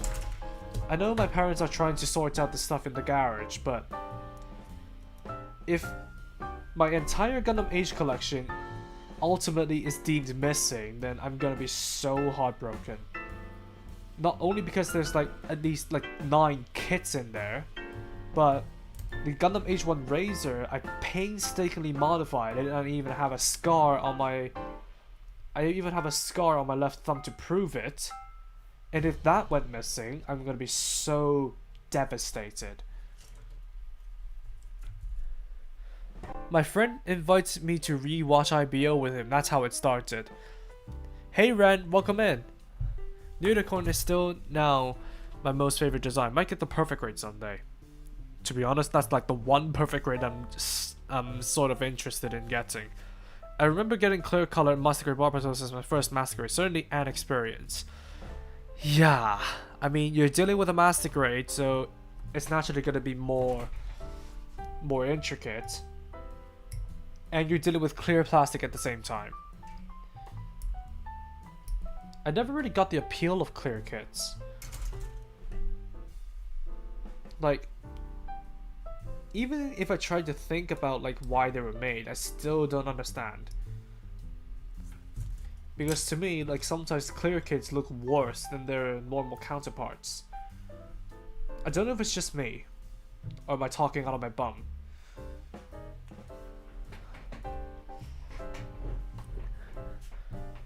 I'm in your server. I'm not sure if I'm in that one. I'm in admin on other Gundam servers, so it's hard me to find time to check a lot of the Gundam servers I'm in very frequently. Maybe I'll share some of like Juri's streams when she does stream in my server, so you guys can pop over and say hi. Recently, I got my other friend into Gundam through G-Quox, and while it was airing, I had a watch party with him with OG, Double Zeta, CC, and Unicorn. I'm so surprised that they had the attention span for that. Just because, well, I tried to introduce somebody I used to talk to into Gundam, and I told them about like how there's the Prime timeline and alternate universes, and how the Prime timeline has a lot of different stories, and it just got overwhelmed. So I'm glad to hear that your friend over there had the tenacity to sit through so many Gundam series.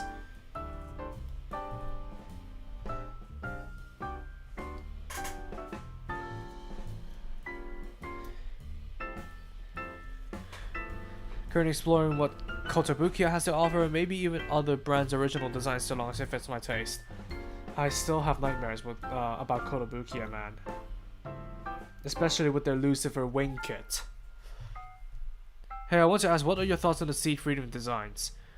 I've made an entire review playlist about them, so you may hear my detailed thoughts about what I think about them.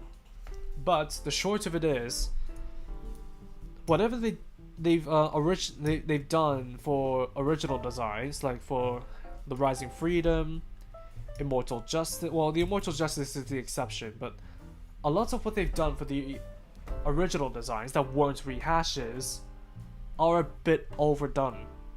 So, like the Rising Freedom with those white trims, and especially the Gelgoog Madness and Gyanstrom's backpacks, those were far too over-designed. I mean, the base of it is fine, the designs I don't mind, but for how Okawara just has too much ink in his pen. So he just started adding trims needlessly, and that caused the kits to suffer as a result. It's not just you, I also don't get the appeal of clear kits. I see. Is it bad that my first kit was the Penelope, which I found at Barnes & Noble, and my first show was 0079? No! I mean, for the Penelope, it's generally just larger pieces, and it's just a large kit. It doesn't, from my memory, because I've only built it like a couple years ago, from my memory, it doesn't really have anything too intricate, and at least all of the pieces are like massive. So, as a beginner's kit, ironically, the Penelope would be a very good one to dip into something that has like more parts. But buying a kit from a series that you didn't start with, there's no reason for that to be a bad thing.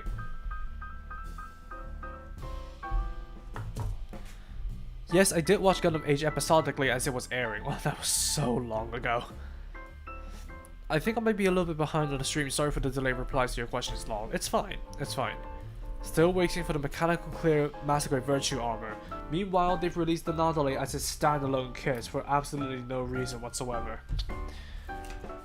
I wouldn't mind a clear MG. You can see the inner frame. That is specifically if it's mechanical clear. Because I think the colors still sort of obstruct. Like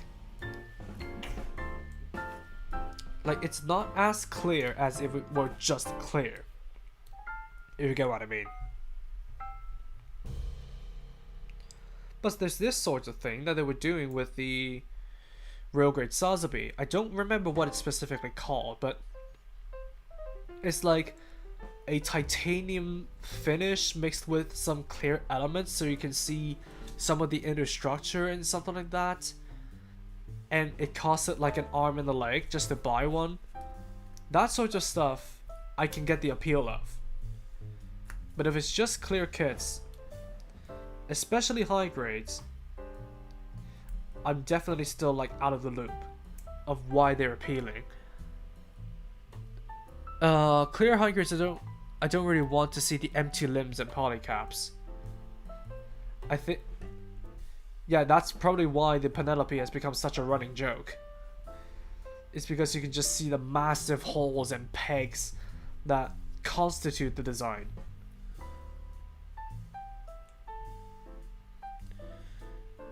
The fully clear Master Grade Blitz is really funny. I think that's the intention fitting in for now. I think that's the intention. They've wanted to... Okay. I think the intention for that is for it to be fully clear because it has the Mirage colloid activated. Alright. I must be doing something wrong with this sticker.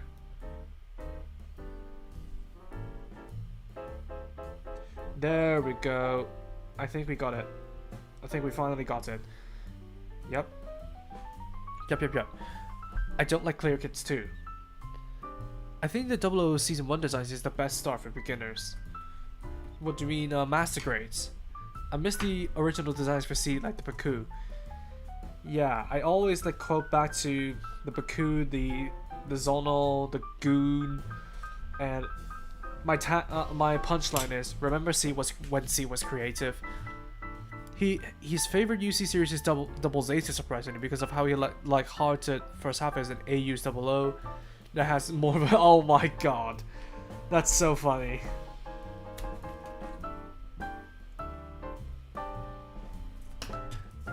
For me in general, I don't think they're bad, but the original C designs are way better. Yeah. Again, remember when Seed was actually creative? But yeah, like I said, I don't mind the Seed Freedom designs. It's just that I think they are way too intricate for their own good.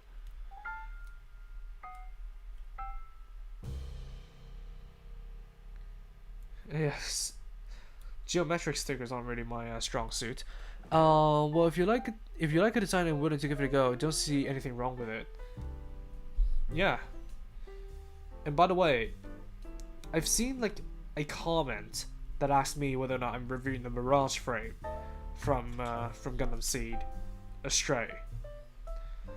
And honestly, I don't know if I should, because not only would that add to the tally of kits I need to catch up on, but that also means I'm reviewing another Master Grade. And granted, I was building a knockoff at the time, but I definitely did not have like a pleasant experience with the Master Grade Astray mold. But that could largely just be attributed to it being a knockoff. And the Mirage frame is a pretty interesting concept, especially because it is the second issue, which has kind of like is it Zoids? It has like an alt mode that looks like one of those kits. And that's like the only reason why I'm intrigued in the interested in the Mirage Frame's second issue. But apart from that, I'm just rather indifferent towards it, I guess. I mean, I have a layer of my shelf reserved specifically for 1:100 scale kits now. But still, I don't really find the motivation to review the Mirage Frame. I don't know, I found a clear real grade Sazabi for cheaper than the normal release. I haven't built it yet, but it looks pretty nice. I mean, the real grade Sazabi is more like a mini Master Grade Verka anyway, so I think it would be nice. But I'm definitely not talking about a pure clear Sazabi. I'm talking about what is it called? It's bothering me now. What is it called? Oh, mechanical core plating. That's what it's called. Remind me of what that looks like again? Except for that stupid box art. Yeah, the mechanical core plating is essentially a sort of clear-ish titanium finish that has some mechanical details built into it. Is that a good way to describe it? Yeah, I just looked it up. High grade clears are special. Real grade and master grade is a different story. I don't really see why they're special. Sorry about that, but I really don't. You mean the dog frame, basically. What's the best gunpla deal you've ever purchased? Mine is a side-up new Gundam for the same price as normal regular new Gundam because the Gundam base near me was celebrating its anniversary. That's so long ago. I don't really remember the prices, especially not when they're like ancient. But there was this like 2-for-1 deal where I've got the Grace Ritter, I think? No, the Grace Ritter I bought separately. But I think it was an SD kit paired with the pink Grace Kai, the Rusego. Actually, I should just look through my old videos playlist.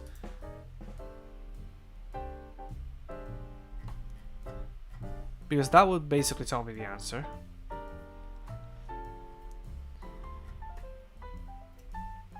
But I've got those kits for like, on average, 9 quid each. Or like 99 Hong Kong dollars each.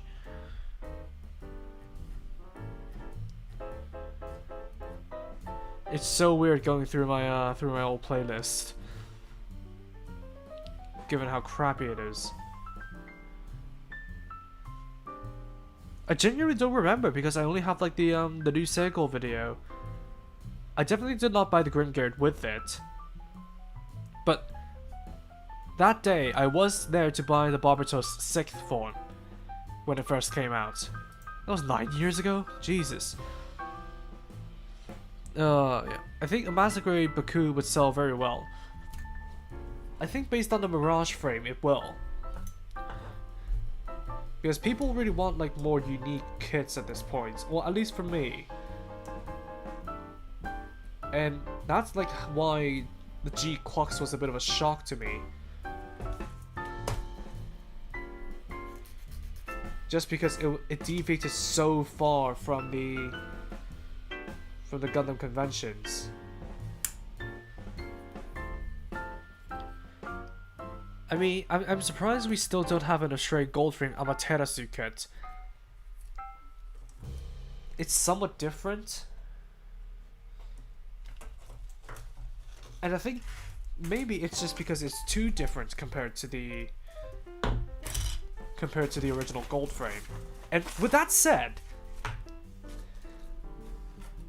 like, speaking of the Goldframe, it's kind of like, I don't know, annoying in a way that we still don't have a kit for the we don't have a master grade of the Goldframe Amatsu Mina. Well, just the Amatsu in general. Because all they have to do is to just transplant the Blitz arm, or maybe just redesign one specifically for the Amatsu, and just reissue the frame. That's it. Like, speaking about that, made me remember like how, like, so many easily done kits that Bandai didn't do, if that made any sense.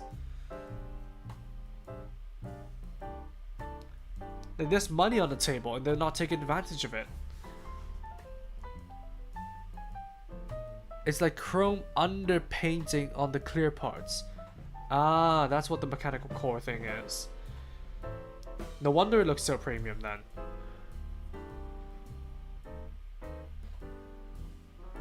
I mean special in a bad way. Ah, I see. For me, yeah, for me, high-grade clear color just looks cheap. Unless they're glitter clear, because I think the Kamiki Burning Gundam clear version has like sparkly clear, like plasticky particle pieces,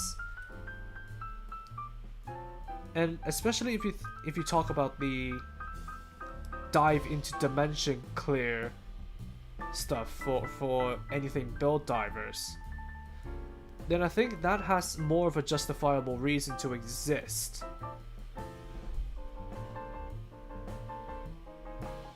When compared to just a pure clear kit.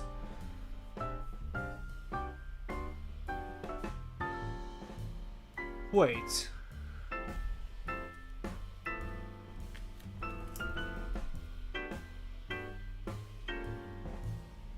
Yep, I've done something wrong. Yep. I got a mega size RX-78 without its arms for free a little while ago. It was a good deal since I was given a RX-78 high grade scrap the same day. That's nice. So I'm planning to put the high grade arms on the mega size. So the invert of the opposite of G-Quux then. Massacre and Massimino will be awesome, but I'm sure it's a peep if it releases. I mean, the Mirage frame was a peep, so it's inevitable. But the biggest F from Bandai is no high grade, master grade, real grade XCR4 kits, just metal build. Yeah, I don't think they're gonna make those available in kit form anytime soon, and especially because with the XCR4, without mentioning the fact that it's like a model kit in Gundam Breaker 4.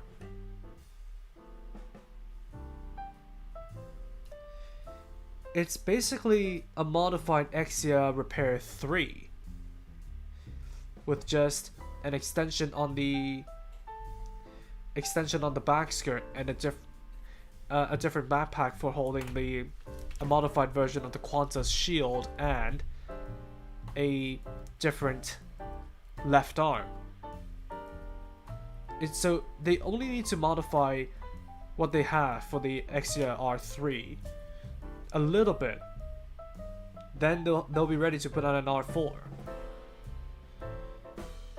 And I think on that same token, for Master Grade fans, the Dynamis Repair 3 would have been an easy Master Grade to make.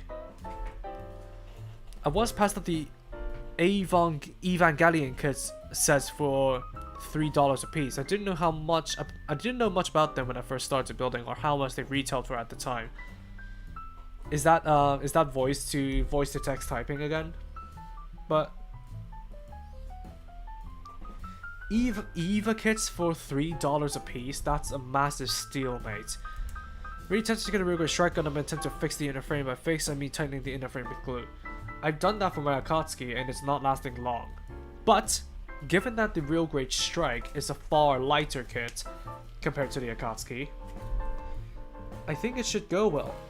Like, the funny thing is, my build strike, my real grade build strike, is far more of a joy to handle compared to the Akatsuki.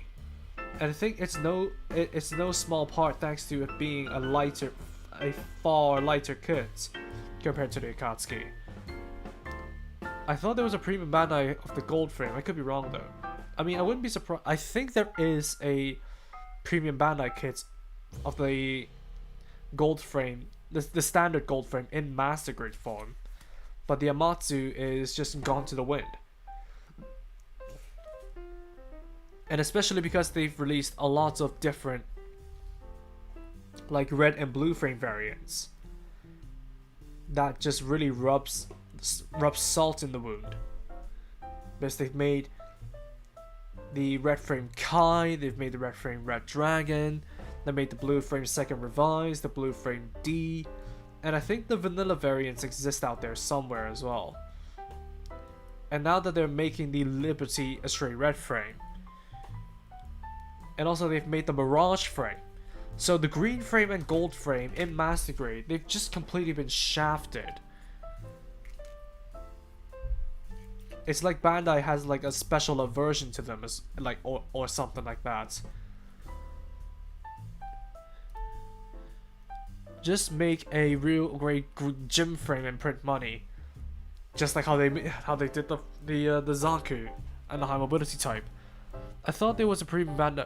Yeah, a real great grunts that share most of the unit frame should be less expensive to develop. I mean, again, case in point, the Zaku. Wait, what? Oh, so those cannons on the back can be completely detached for use. I see. So, all that's left for this set is the leg armor, which is identical to the one on the assault armor. So that should be pretty easy to tackle. Still no re-release in sight for the 1-100 Tiaren ground type. I think this just completely abandoned the original 1-100 scale 00 line. And I think they've just completely abandoned like all of those no grades as well. Like there is some stuff from like the Cosmic Era that is only exclusive to a 1-100 scale that I really want. Particularly the Librarian Works stuff. And if I want to get even more specific, I will just say that I would want to have the Gale Strike Gundam in my collection. I suppose I could probably just pop online and see what the fuss is all about. And maybe if I'm lucky, I'll be able to find a copy of it in on Bai. And trust me, if it exists on Bai, I would definitely want to pick one up. Well, I mean the Gale Strike. But in terms of those old lines, like the 1-100 high grades of the 90s series, or what just the no grades for 00, for Seed, and any series that came, like model kit series that came before the 2000s, I think they've just completely abandoned it. Like the only semblance of them acknowledging the older kits is like the first few high Universal Century kits that don't have revives, and maybe on the rare occasion they will acknowledge like what they've done for the original G Gundam reissues, which are now completely obsolete. And I think there are some occasions where they will acknowledge the extremely ancient SD releases and reissue them to some degree. And some of these original model kits that came out like in 79 or 80, those get reissued in like very infrequently. But for the larger part, Bandai just completely abandoned those no grade lines, and it's a bit sad to say.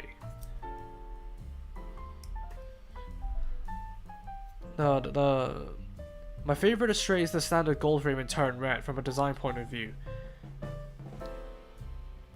Fair enough. I think I like the blue frame D and the red dragon the most, which is kind of a shame that it doesn't like the blue frame D doesn't have a high grade of it, like high grade kit, because it's only exclusive to Master Grade.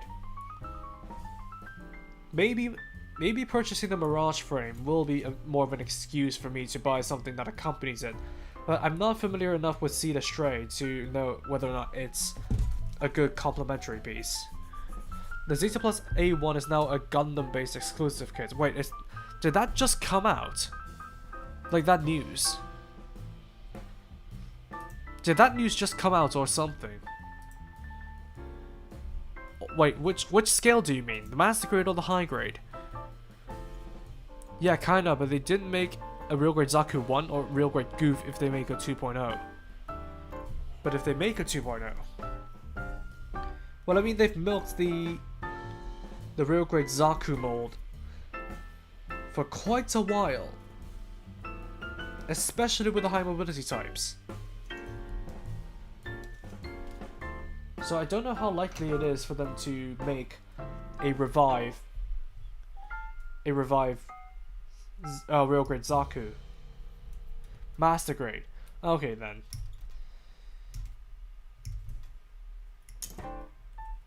I finished the Mirage Frame the other day. It's a pretty neat build. Filling it for now. Do you want me to review that actually? Like, I'm also directing this to you guys in the chat. Do you guys want to see me review the Mirage Frame? Because if you guys do, I may try and acquire one myself.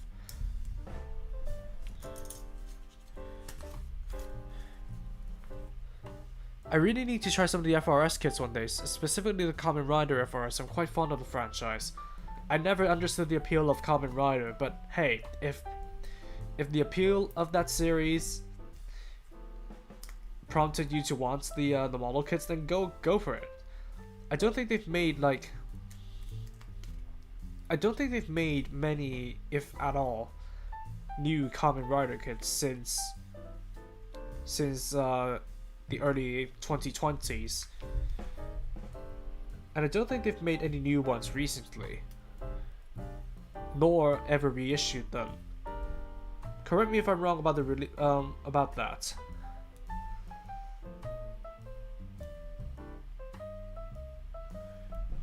But hopefully you'll be able to find them actually.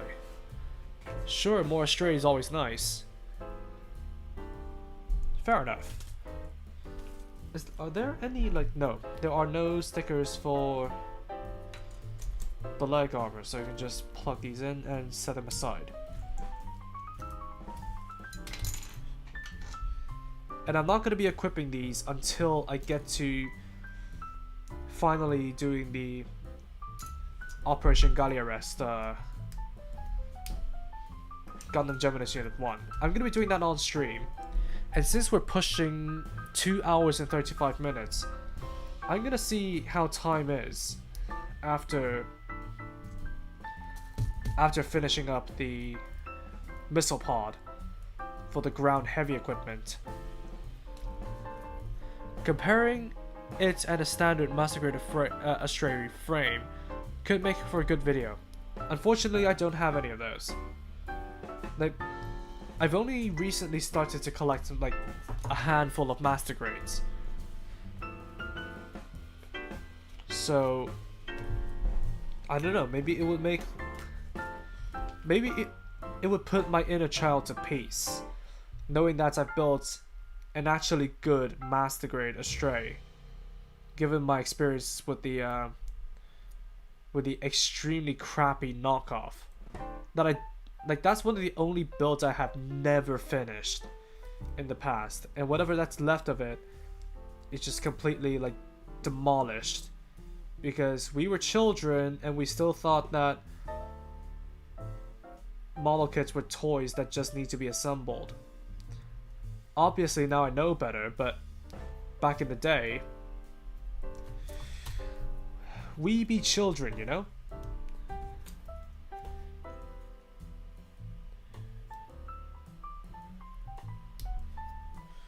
But that's about that. Ah, I see. So, okay, so those are adapters to put the boosters onto the legs. Got it. I'll deal with those later. Because now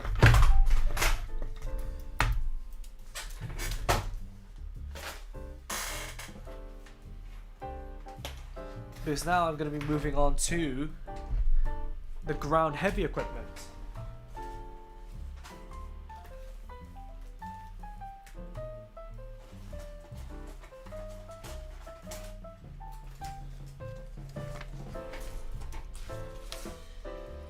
I got a birthday present, the Kotobukiya Xenoblade X Formula Kit.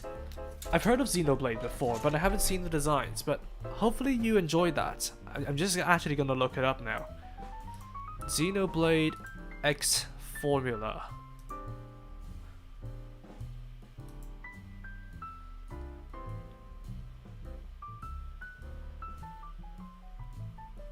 That looks something designed by Wataru Inata.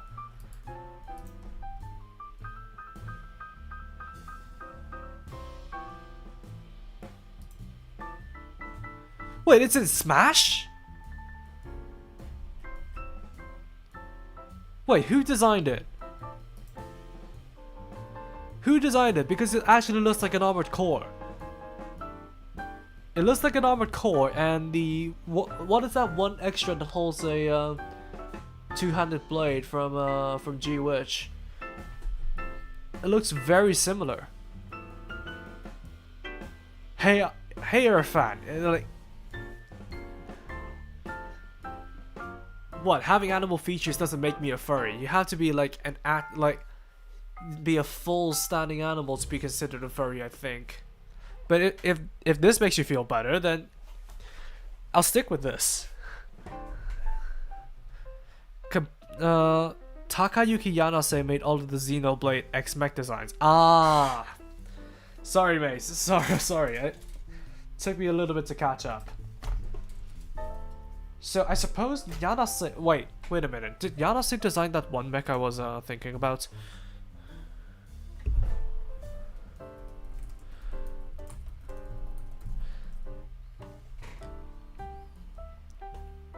I'm actually just gonna look it up.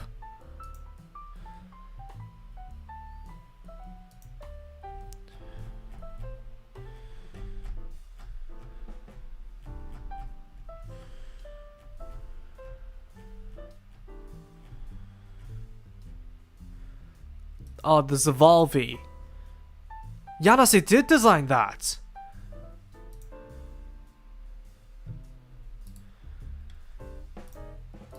I'm actually just gonna show it on stream.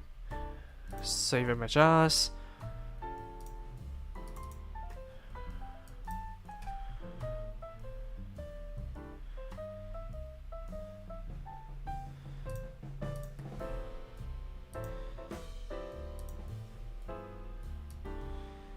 So I was talking about this. Design. And the formula looks extremely similar. Even down to the color scheme. That's so uncanny. So how's the G unit weapon build going on so far? They're going fine. I built both boosters, the assault and the high mobility booster. And now I'm gonna be moving on to, first of all, build the missile pod, wherever that is. Yes, the integrated missile launcher. I'm going to be building that because it's necessary for the Operation Galliarest configuration for the Geminis Unit 1.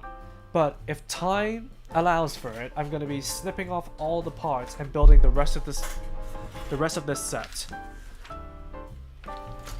Yanase made Dynamis, Virtue, Curios, etc. I know that after the fact, but I never really paid attention to the extras from G Witch, and apparently he designed this Volvi. Nah, I'm gonna bring the ears back. It's fine.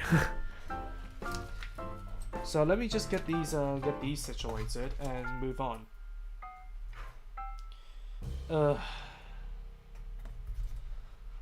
Parts are falling off already. Okay, so what do we need?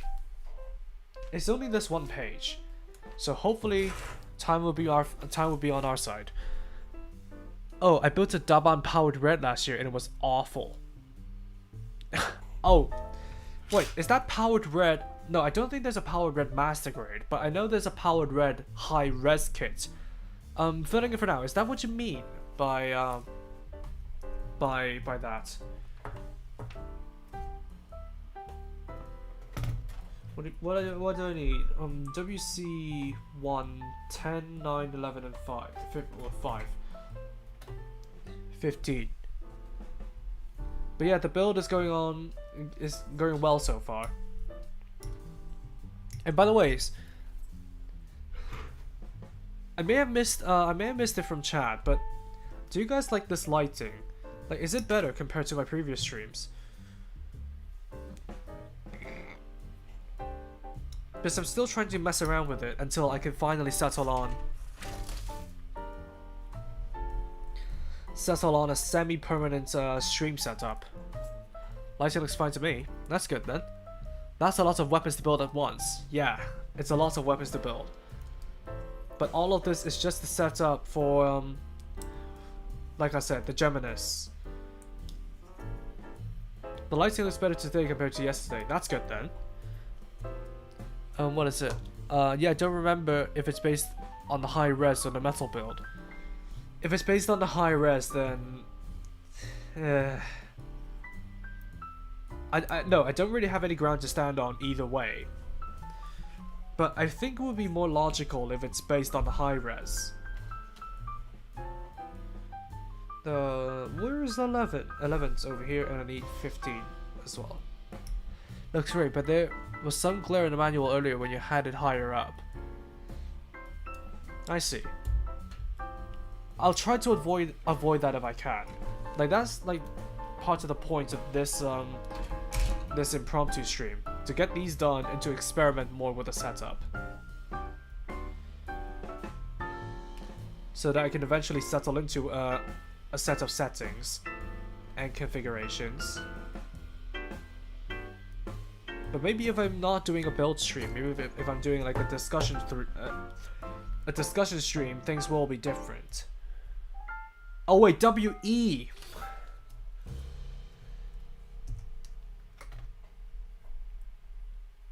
But so far, if it's good, then I'll stick with this. I'll build off of this setup.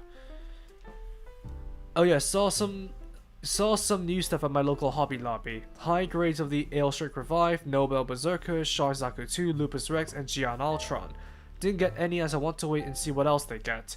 They're reissuing a lot of like the older stuff right now, and if you want to get one of those, definitely go for it, because God knows how long they will wait after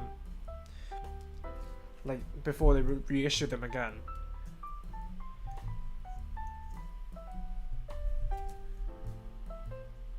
But I wonder, did anybody out there actually did anybody out there try to make a Gion Ultron based on the new Shenlong mold? That's what I'm interested in knowing. Because if you guys don't know, the Gion Ultron was kind of a red herring. They've I think they've named some of the runners Ultron Gundam, but it never went anywhere. And the Gion Ultron is based on the high-grade Wing Gundam frame, funnily enough. So I wonder whether or not there's somebody who actually did like a custom build to revive sort of the Gion Ultron. If I remember correctly, Yanase made the Naktraya Steel Haze design for Armored Core 6. I don't know about that, but I think Yanase did design the Steel Haze Ortus. Because that is either Yanase or Ebikawa, I forgot. It's only recently that I started to pay attention to mechanical designers, and I'm still not familiar with their design languages. Oh, is this a third-party kit? No, this is an official Bandai product. It's just a lot of weapons to build. These are basically just expansion packs for the Geminus units. But I do have like a third-party kit that I want to build on streams eventually. Had thoughts on getting the Nobel Berserker or Ailstrike Revive. The only reason I get the latter for an HC version Perfect Strike, Nobel Berserker, built a recent one recently. I'm never really a fan of, like, apart from clear kits, I'm never really a fan of special system finishes. Like, for example, the olden days, we have the Trans Am Gundams and that type of stuff. I'm not really a big fan of those. But getting the Ailstrike Revive to make the Perfect Strike with the option parts set, because they're compatible, it's not a bad idea, actually. It's not a bad idea. Because the high-grade Cosmic Era Strike is far more solid compared to the entry grade, and it lasts longer as well. Okay, so there's one. I'm actually gonna sand a little bit of this down because this nub is gonna be exposed. No, it looks like it. Yep. I had the idea of combining the two when I found the Gion existed, but I haven't finalized any design or part choices. I think after I bring out my my Geon Ultron to set up for display, I think I might try and conceptualize it. But that's one missile pod out of the 3. So there's a large missile and a small missile. Interesting. Anyway, by the way, if you guys have any like knowledge on G units, what's the context for these things? Because as far as I know, they weren't really implemented into anything that I come across. Like they weren't implemented into SDG Gen. And I think that's about it. Like and obviously the Unit 2 never got like a release in the original G Unit high grade line.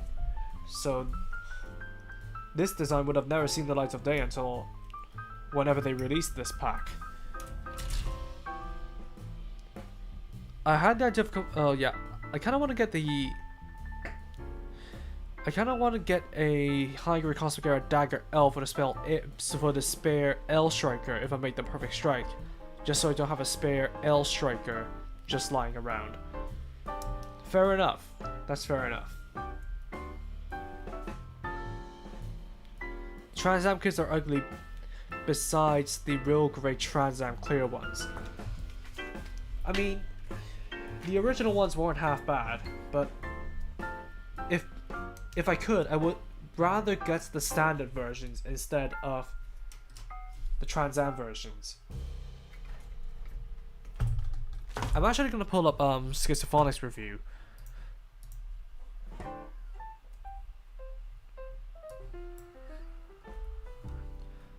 For the Gundam Greeb, just to make sure I'm doing the right thing.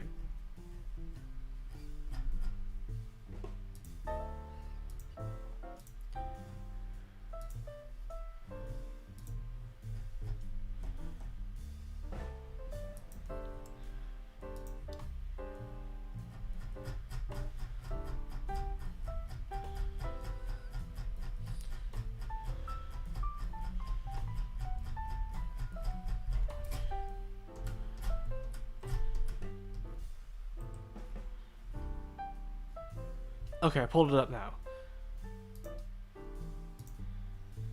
Never really liked the Trans Am colors. I prefer the default factory new looks. I'm glad, like, at least some of you guys are on the same page with me. And of course, it's not like I don't like buy special system finish kits. Like I do have the Age 2 Magnum SV F Explosion mode, and I have the Age FX Burst.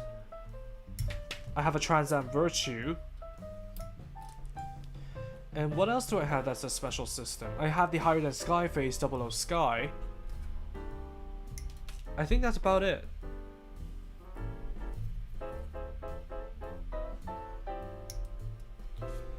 So it's not like I don't buy those. It's that I honestly would rather prefer to get the vanilla versions. Like I don't know if this is just me, or it's just something that somebody else can relate to. But getting the vanilla versions just feels like the right thing to do. You've made a high grade Virtue Trans Am review, and it looks meh compared to their normal Virtue. By the way, the high grade Virtue is a fantastic kit. I plan to redo that video, like not exactly the Trans Am version, but I plan to get the standard Virtue for a review. So at some point I may do that comparison. On the topic of special finish or alt modes being sold as separate kits, you look at the high grade unicorns. Well, I mean, it's still the default looks. It's not as if destroy mode changes the colors of the unicorn. So I don't think that really counts. It's more like let's say they decide to reuse the Aesculapius and the Bernapius molds. All they can really do with it is make a PX system activated version. So as to like overlay kind of like a metallic blue or metallic yellow finish over the existing design. And personally, I feel like I'm just gonna settle with the vanilla versions, just because I like them better.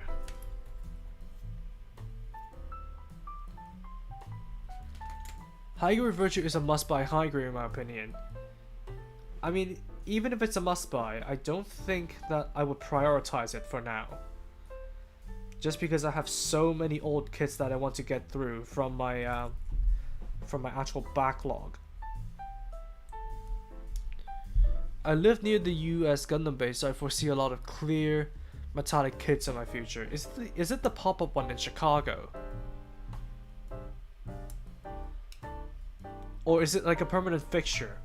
Because I know for sure that the Gundam base in London is gonna be going away in March.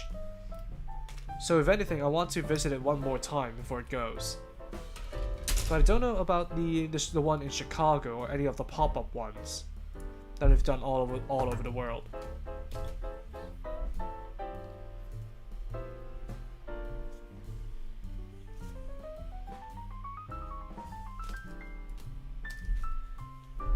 I've painted my real grade unicorn in gloss white and almost looks like one of those special finish. It looks very nice, but under brighter lighting it looks bad because it's too glossy. I guess that's like some of the non-appeals from special finish kits. And to be honest, I would agree. I'm not too interested in like anything besides the vanilla finishes. Okay, that's part number 2. Stick it on there. Oh, it goes in at an angle, I see. Time to build the other part. It's permanent. Oh, wait, the one in Chicago is permanent then. That's nice. Hey, at least you'll be able to like have a hub for people who like Gundam. Titanium finished Banshee looks very nice. I mean, if done well, they could look nice. And I still vividly remember the times where I walked into a model store and saw like titanium finished high grades. Like I think the new and the Sazabi had it. I think actually the Unicorn Destroy Mode had a titanium finish. Correct me if I'm wrong, but I remember that being the case. And based on the images on the sides of their boxes, they don't look too bad. But they cost more for being functionally the same, and it just has a metallic sort of finish on it, which again I'm not really too interested in.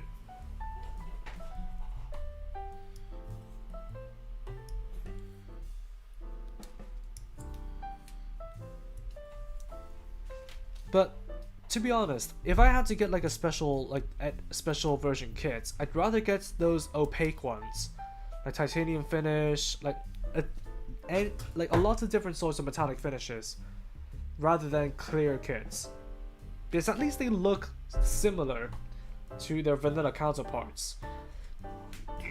Excuse me. Oh, excuse me. I was a little crazy being able to walk into G-Base and buy eco-plot kits in person. What, filling in for now? Did you buy them online through P Bandai when they've held those Gundam base events? But yeah, it's very crazy to be able to buy those special edition kits in person. Like, I think that's kind of like a lost art at this point, because online shopping is so convenient, and especially in some cases where we're forced to rely on it, that shopping in person just kind of started phasing out at this point. Like, why would you bother going out if you can buy something online?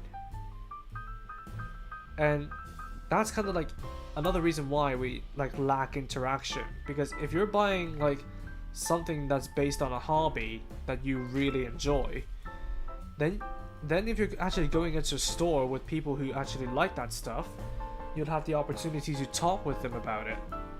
But then again, why would you go to a store if you can buy online? That's like kind of like the general consensus, and it's a little bit of a shame to me, especially for stuff that is not easily available. Because I would love to like go into a store and talk with other people about gunpla. Like I can talk all day about gunpla if I have someone to bounce off, if I have someone to exchange a conversation with. But again, the point about online shopping being so convenient and sometimes forced upon us, it's just becoming like a lost art at this point. Okay, so I think that's the wrong brace. So we now have all the parts to make the Geminis Unit 1 final Operation Galia Rest version. So let me take a break, catch up with chat. I'll be taking my leave first. Nice stream. Good chatting with you, learning things from you guys. Thank you, Miracle Cookie, for having for popping in.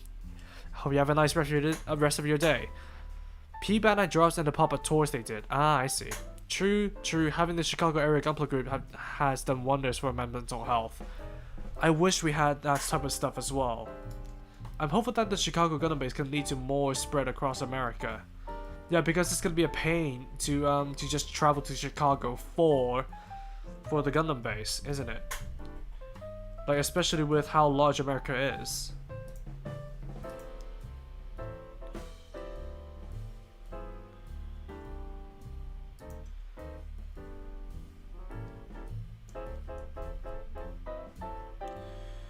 So yeah, let me actually, how many parts from the Greek does the thing use?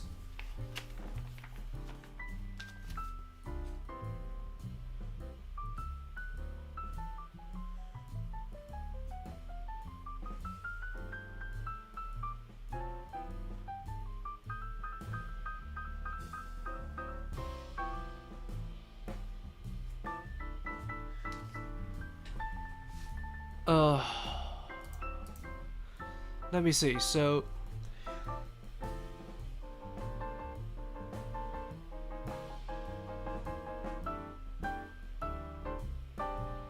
it uses the deployed state? No, so it uses the standard state.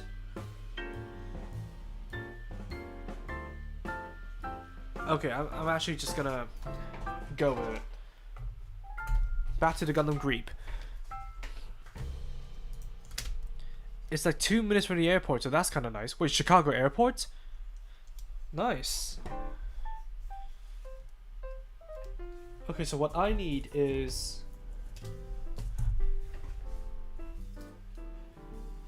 Let me bring this back. Wait, it's a sliding lock. Don't forget about that. The Aegis transformation hurts my brain. What do you mean? Banshee, did you build the master grade or the high grade? Okay, so I will need not that.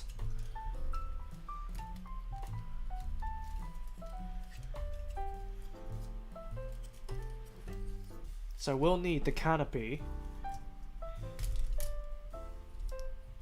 That's about all I need, to be honest.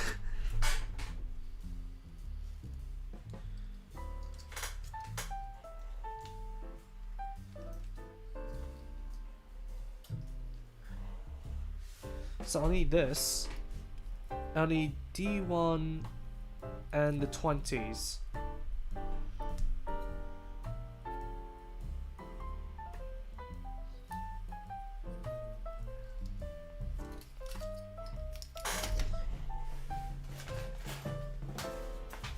Oops.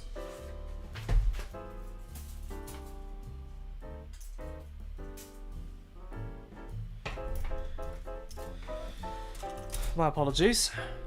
High grade. It's so weird. Overcomplicated to them. What do you mean? Like, it's not exactly hard to transform the high grade Aegis.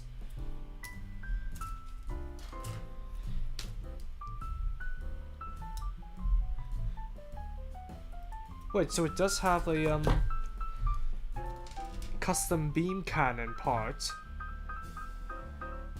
Wait, actually, Banshee, instead of me just saying that, which part are you stuck?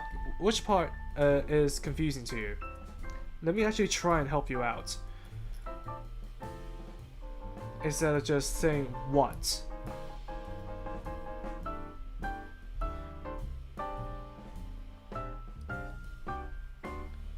So build that, and I need the Geminis. I'll nick its beam sabers. Plugging it in here, so it has kind of like a hand-free beam saber solution.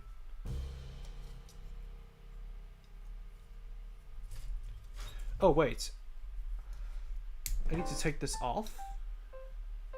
That's a bit risky. At least I didn't stress the part, which is good. I honestly wonder how fun a revive of the high grade Aegis gun would be. Then again, a lot of high grades would need a good revive these days. Like I've mentioned before, if they do a revive of the Aegis, I will not like it if they take away the transformation gimmick. Because to me, at least, the old high grade Aegis did the transformation so well that it's like far ahead of its time.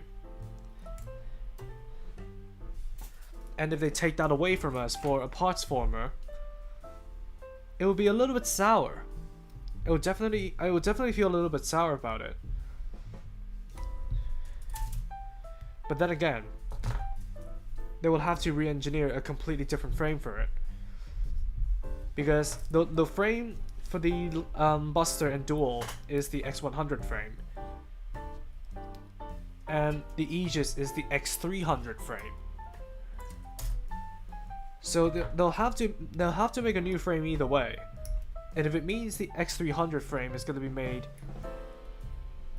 like for future reuse, then sure. And speaking of the the GATX series, I am not necessarily interested in the full mechanics Calamity mold. Like the Sword Calamity I have the high grade of, so I want to try and avoid that if I can, because I would rather just have one like design, one kit per design. I don't know if that makes any sense for you guys, but one kit per design, no matter the grade. And the Ale Calamity, I haven't seen a clip, so it feels rather hard to attach myself to it. And I just don't really like the design of the El Calamity in general.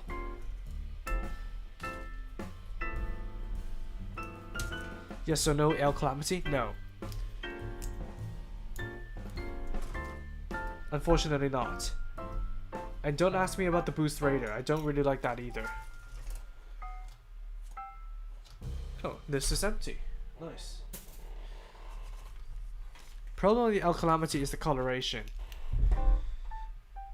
What, because it's too drab for you?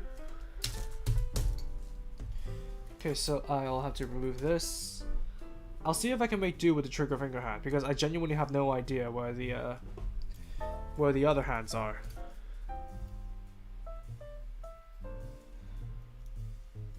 Wait a minute, so this goes on the outside. I hope this block is easy to disassemble, by the way, because you'll have to do that to take the hand out.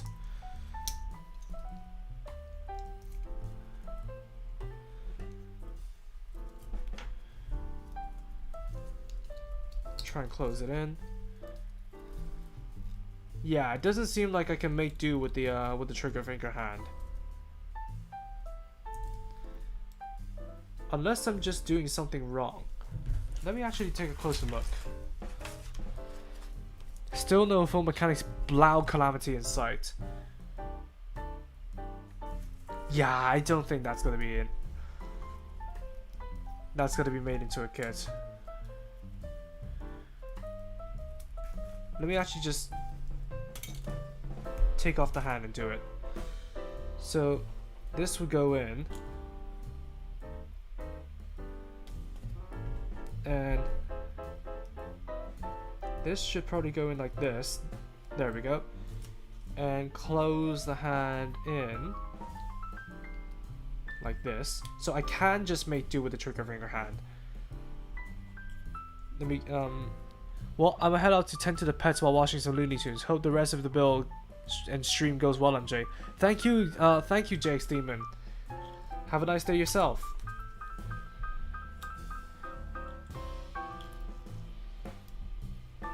And by the way, we're closing it. We're past 3 hours, but we're close to finishing the objective of this stream.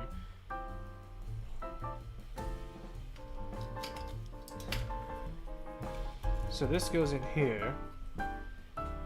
This goes here. This goes here, just like that. And that's basically the arm done. So what else do I need? I'll need this to replace it with a high mobility booster.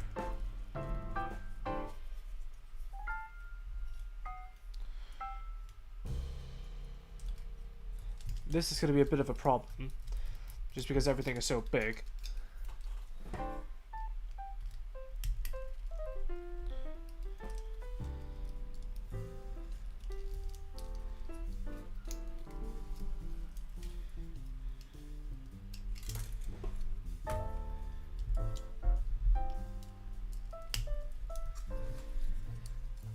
I'm sorry, I'm checking the I'm checking Schizophonic's review for the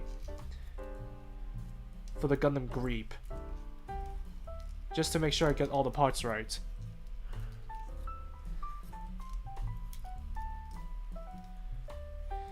So this will have to go and be, oh, for God's sake.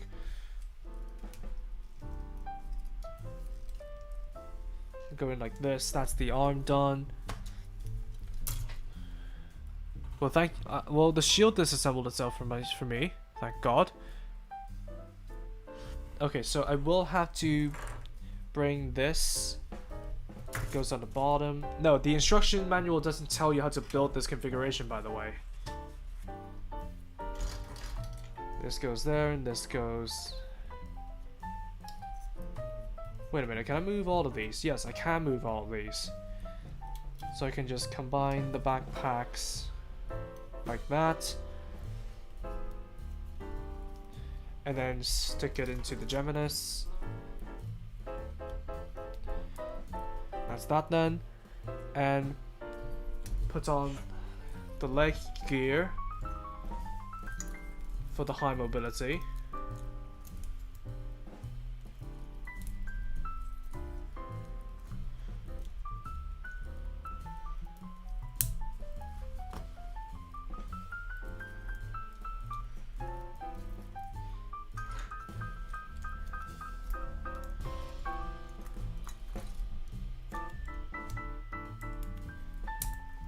What else is needed?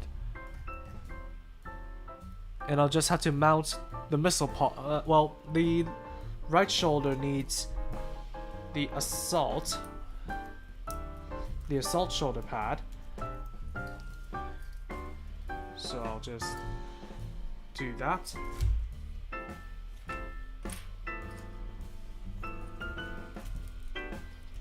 And wait. Is the missile pod compatible with the shield connector? Nope. So wait, how does...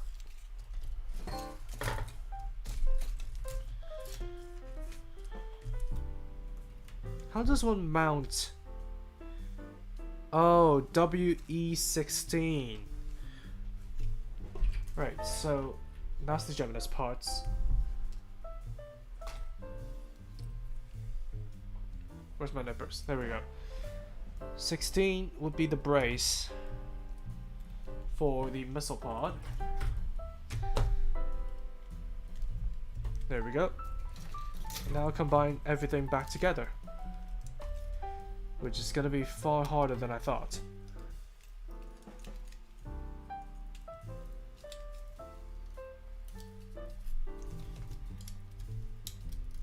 And now here we have the Gundam Geminis Unit 1 Operation Galliarest Custom. It's a new form of the Geminis Unit 1 that is incorporated into the new manga. High Grade XL needs a revived version, that thing is so ugly. I would agree. And to be honest, well, my Geminis isn't exactly in the best state. I don't know if I really like this version of the Gundam Geminis. I'm feeling a bit mixed about it. I don't know, what do you guys think?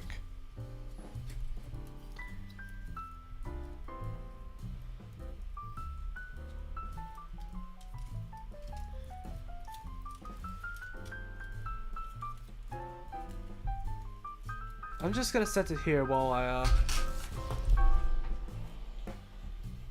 continue to build the other stuff.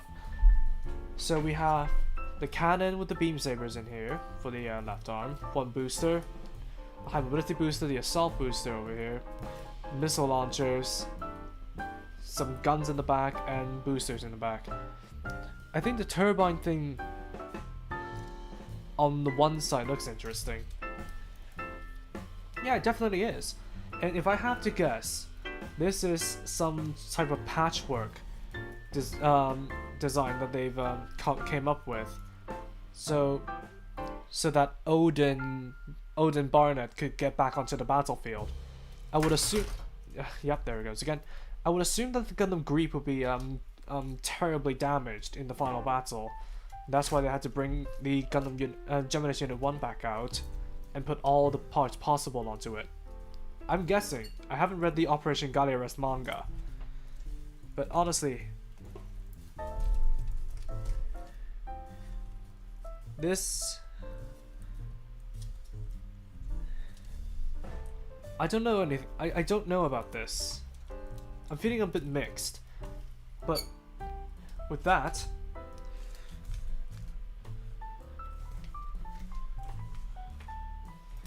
out of the way,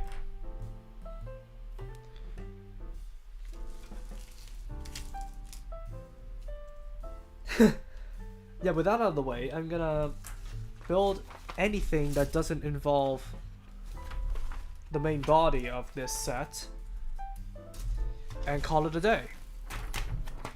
It matches the Greep in its design language. Yeah, spiky and a little bit messy. And I bet the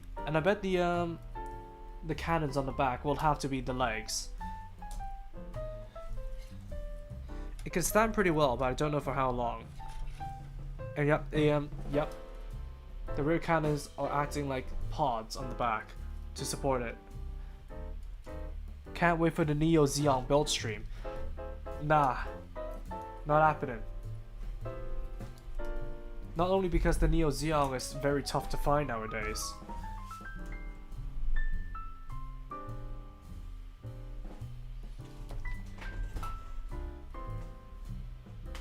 but also that is too large for my collection. So I'm gonna quickly knock out the backpack, the shield, the radar, and the beam cannon out. Then I'll end the stream, because the rest of the parts I will need the Geminis Unit 2 for. What is this? The WD-112.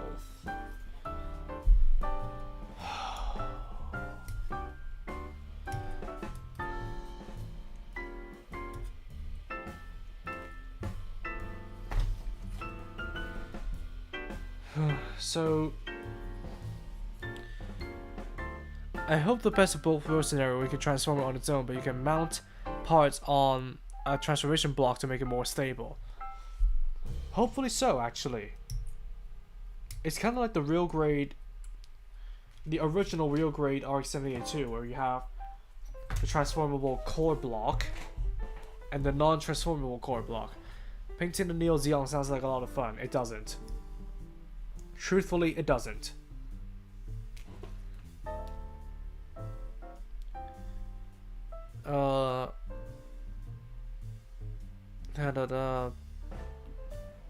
Yeah, I think I'm caught up.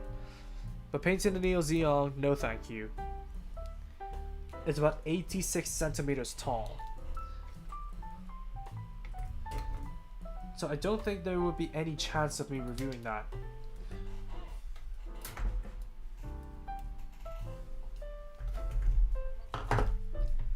But since you guys expressed some like interest for the Mirage frame, I'll give it some consideration, depending on how quickly I can knock out some of the reviews. Like, I'm saving the Plutone Black for when I pop up the white background again, which will be soon. So I'll knock that out with the GN flag. And actually getting a standard Exia would work in my favor as well. I never thought about that, because I don't really have a base Exia to fight the GN flag.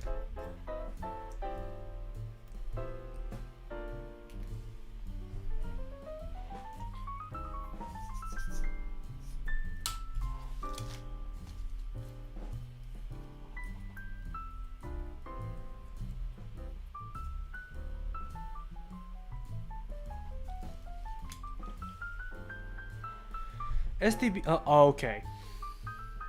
Is that what you mean? Getting a Neo Zeon. Yeah, the SDBB Neo Zeon. I've heard good things about it, and honestly, that may be the only Neo Zeon that I will get. But then again, has it been reissued? Because it's literally like, I remember it being from when I started Gunpla. So it may not even exist at the moment, given how rarely they reissue the SDBB kits nowadays.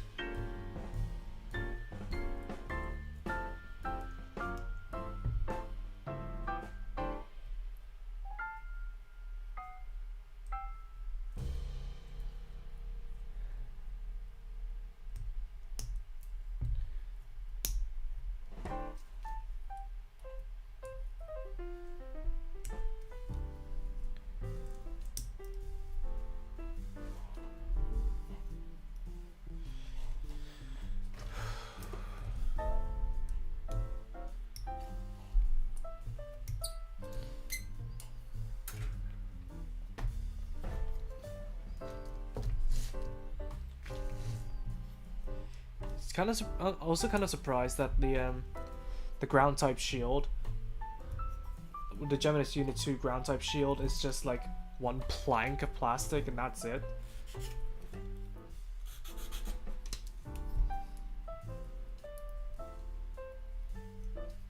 So that goes in there, I assume. No, that goes in on the right side. The missile pod would have gone in on the left side. So put that there. And I get the radome and the...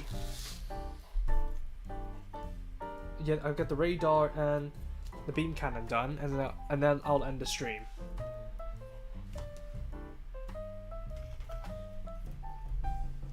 I think it got a re-release, but I'm not sure. I wouldn't be so sure myself. But given how they've reissued the more original designs, like of course the classic SD trio, and I think they've done the God Maru, the Maru Kenshi Zero Gundam, and some of the other SDBB, the Legend BB kits, essentially, the Legend BB kits. I think they reissued a lot of those. So I wouldn't be surprised if they've actually reissued some of the actual SDBB kits as well.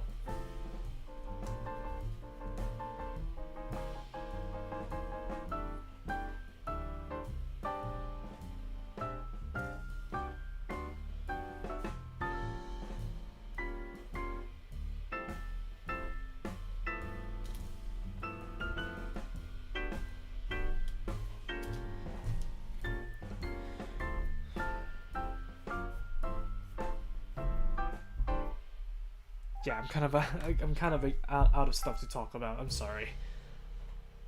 I need to get better at that. Well, Jury, if you're still here, I would like to like I'll at least consult you on just like, well, what's expected of a typical streamer, just so I can be better prepared for my next stream. I only know the SDBB Banshee Norm was restocked. Was it? No, I'm not questioning you. I'm genuinely interested because like one of the earlier kits that I built with my brother is the original SDBB Banshee. The one that transforms, you know?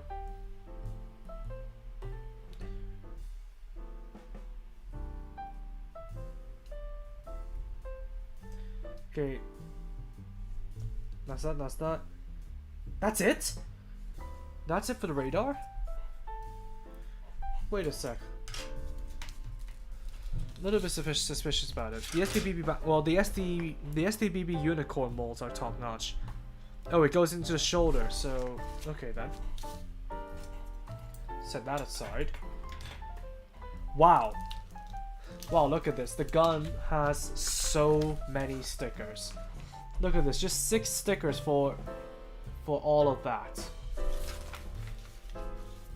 I guess this kit does suffer from a bit of expansion parts molding then.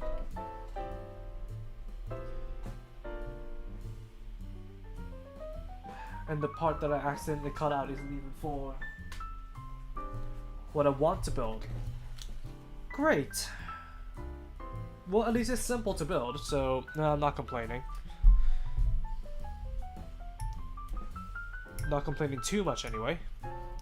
And to be honest, I think after this stream, I'm gonna take like tomorrow to like just completely rest up and actually do nothing in my day for once.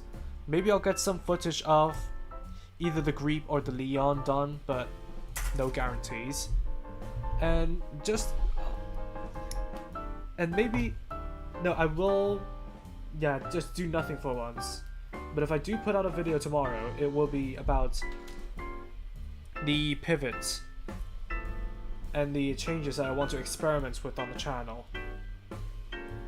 So I'll detail that so that the wider audience on my channel will be aware of what I'm doing.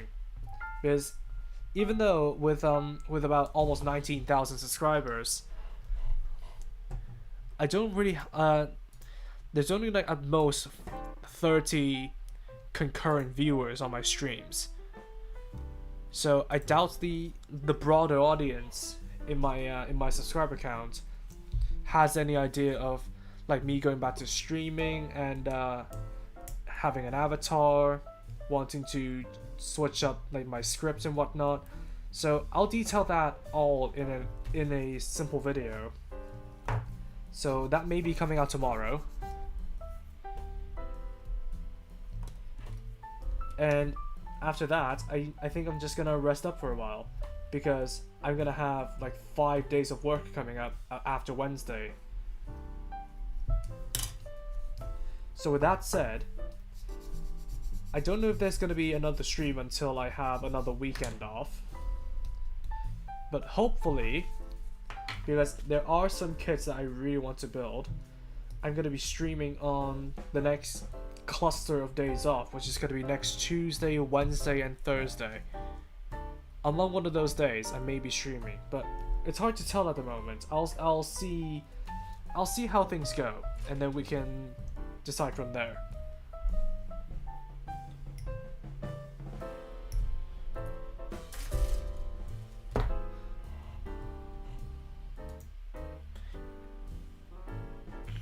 It may take a while if you kind of fix stream to stream before the viewership may catch up. Yeah, true.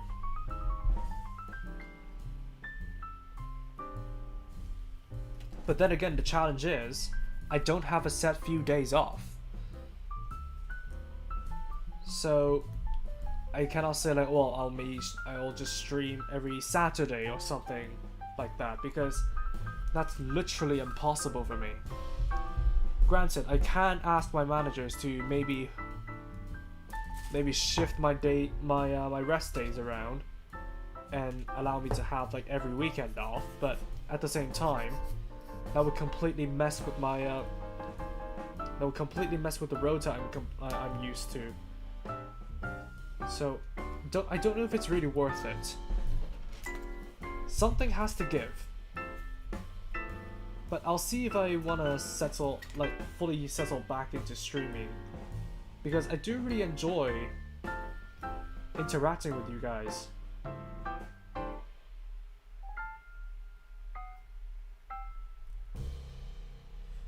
But even then, if I have but like you said, Akup, it will take a while for the viewership numbers to catch up.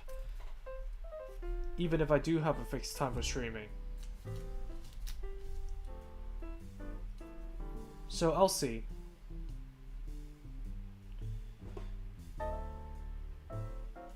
Still need to build the SDBB full armor unicorn. Needs so much paint. I mean, the original unicorn already, like the unicorn mold in general in SDBB already needs a lot of paint. Especially for the legs. Because those don't transform, and the psycho frame needs painting.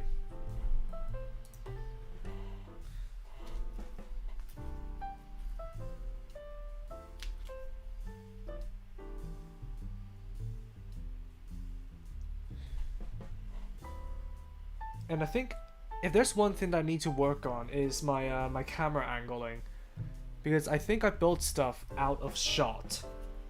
Like, is that a major issue, like in my streams? Because it's my bad, but I rarely pay attention to the camera anglings on my streams, so that may need working on as well. SD Unicorn, I only touched up the red and didn't paint for a while.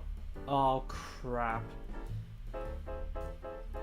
But yeah, if given the opportunity, I would like to revisit the SDBB Unicorn again.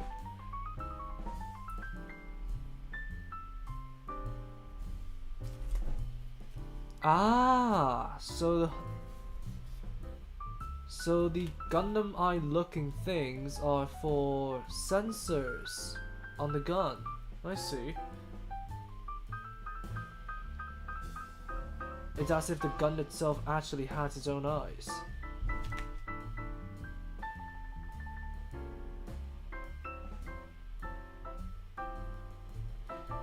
Maybe SD Unicorn Plan B? Is that a thing?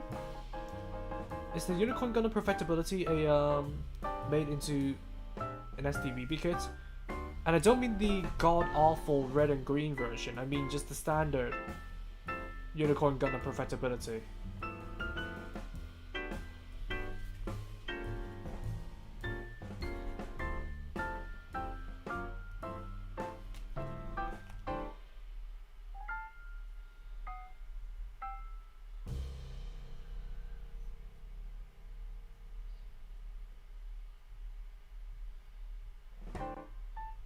And that, my friends, is the beam cannon for the ground combat Geminis Unit 2. And that is where I think I will wrap up the stream. Just because I need the body of the Geminis Unit 2 to be able to build the rest of this set. And since I don't have that at the moment, I'm kind of in a bottleneck situation. And especially now that the stream has gone for like 3.5 hours, it just has normal version. That's good to know. I'll try and look for it, and if I'm interested, then I'll go ahead and pick it up. But I'm at a bottleneck, and since the stream has gone on for quite a while, I'll have to stop here. But like I've said before, don't expect the next stream until next week, and I'm gonna actually spend some time taking a break because I've had quite a full weekend.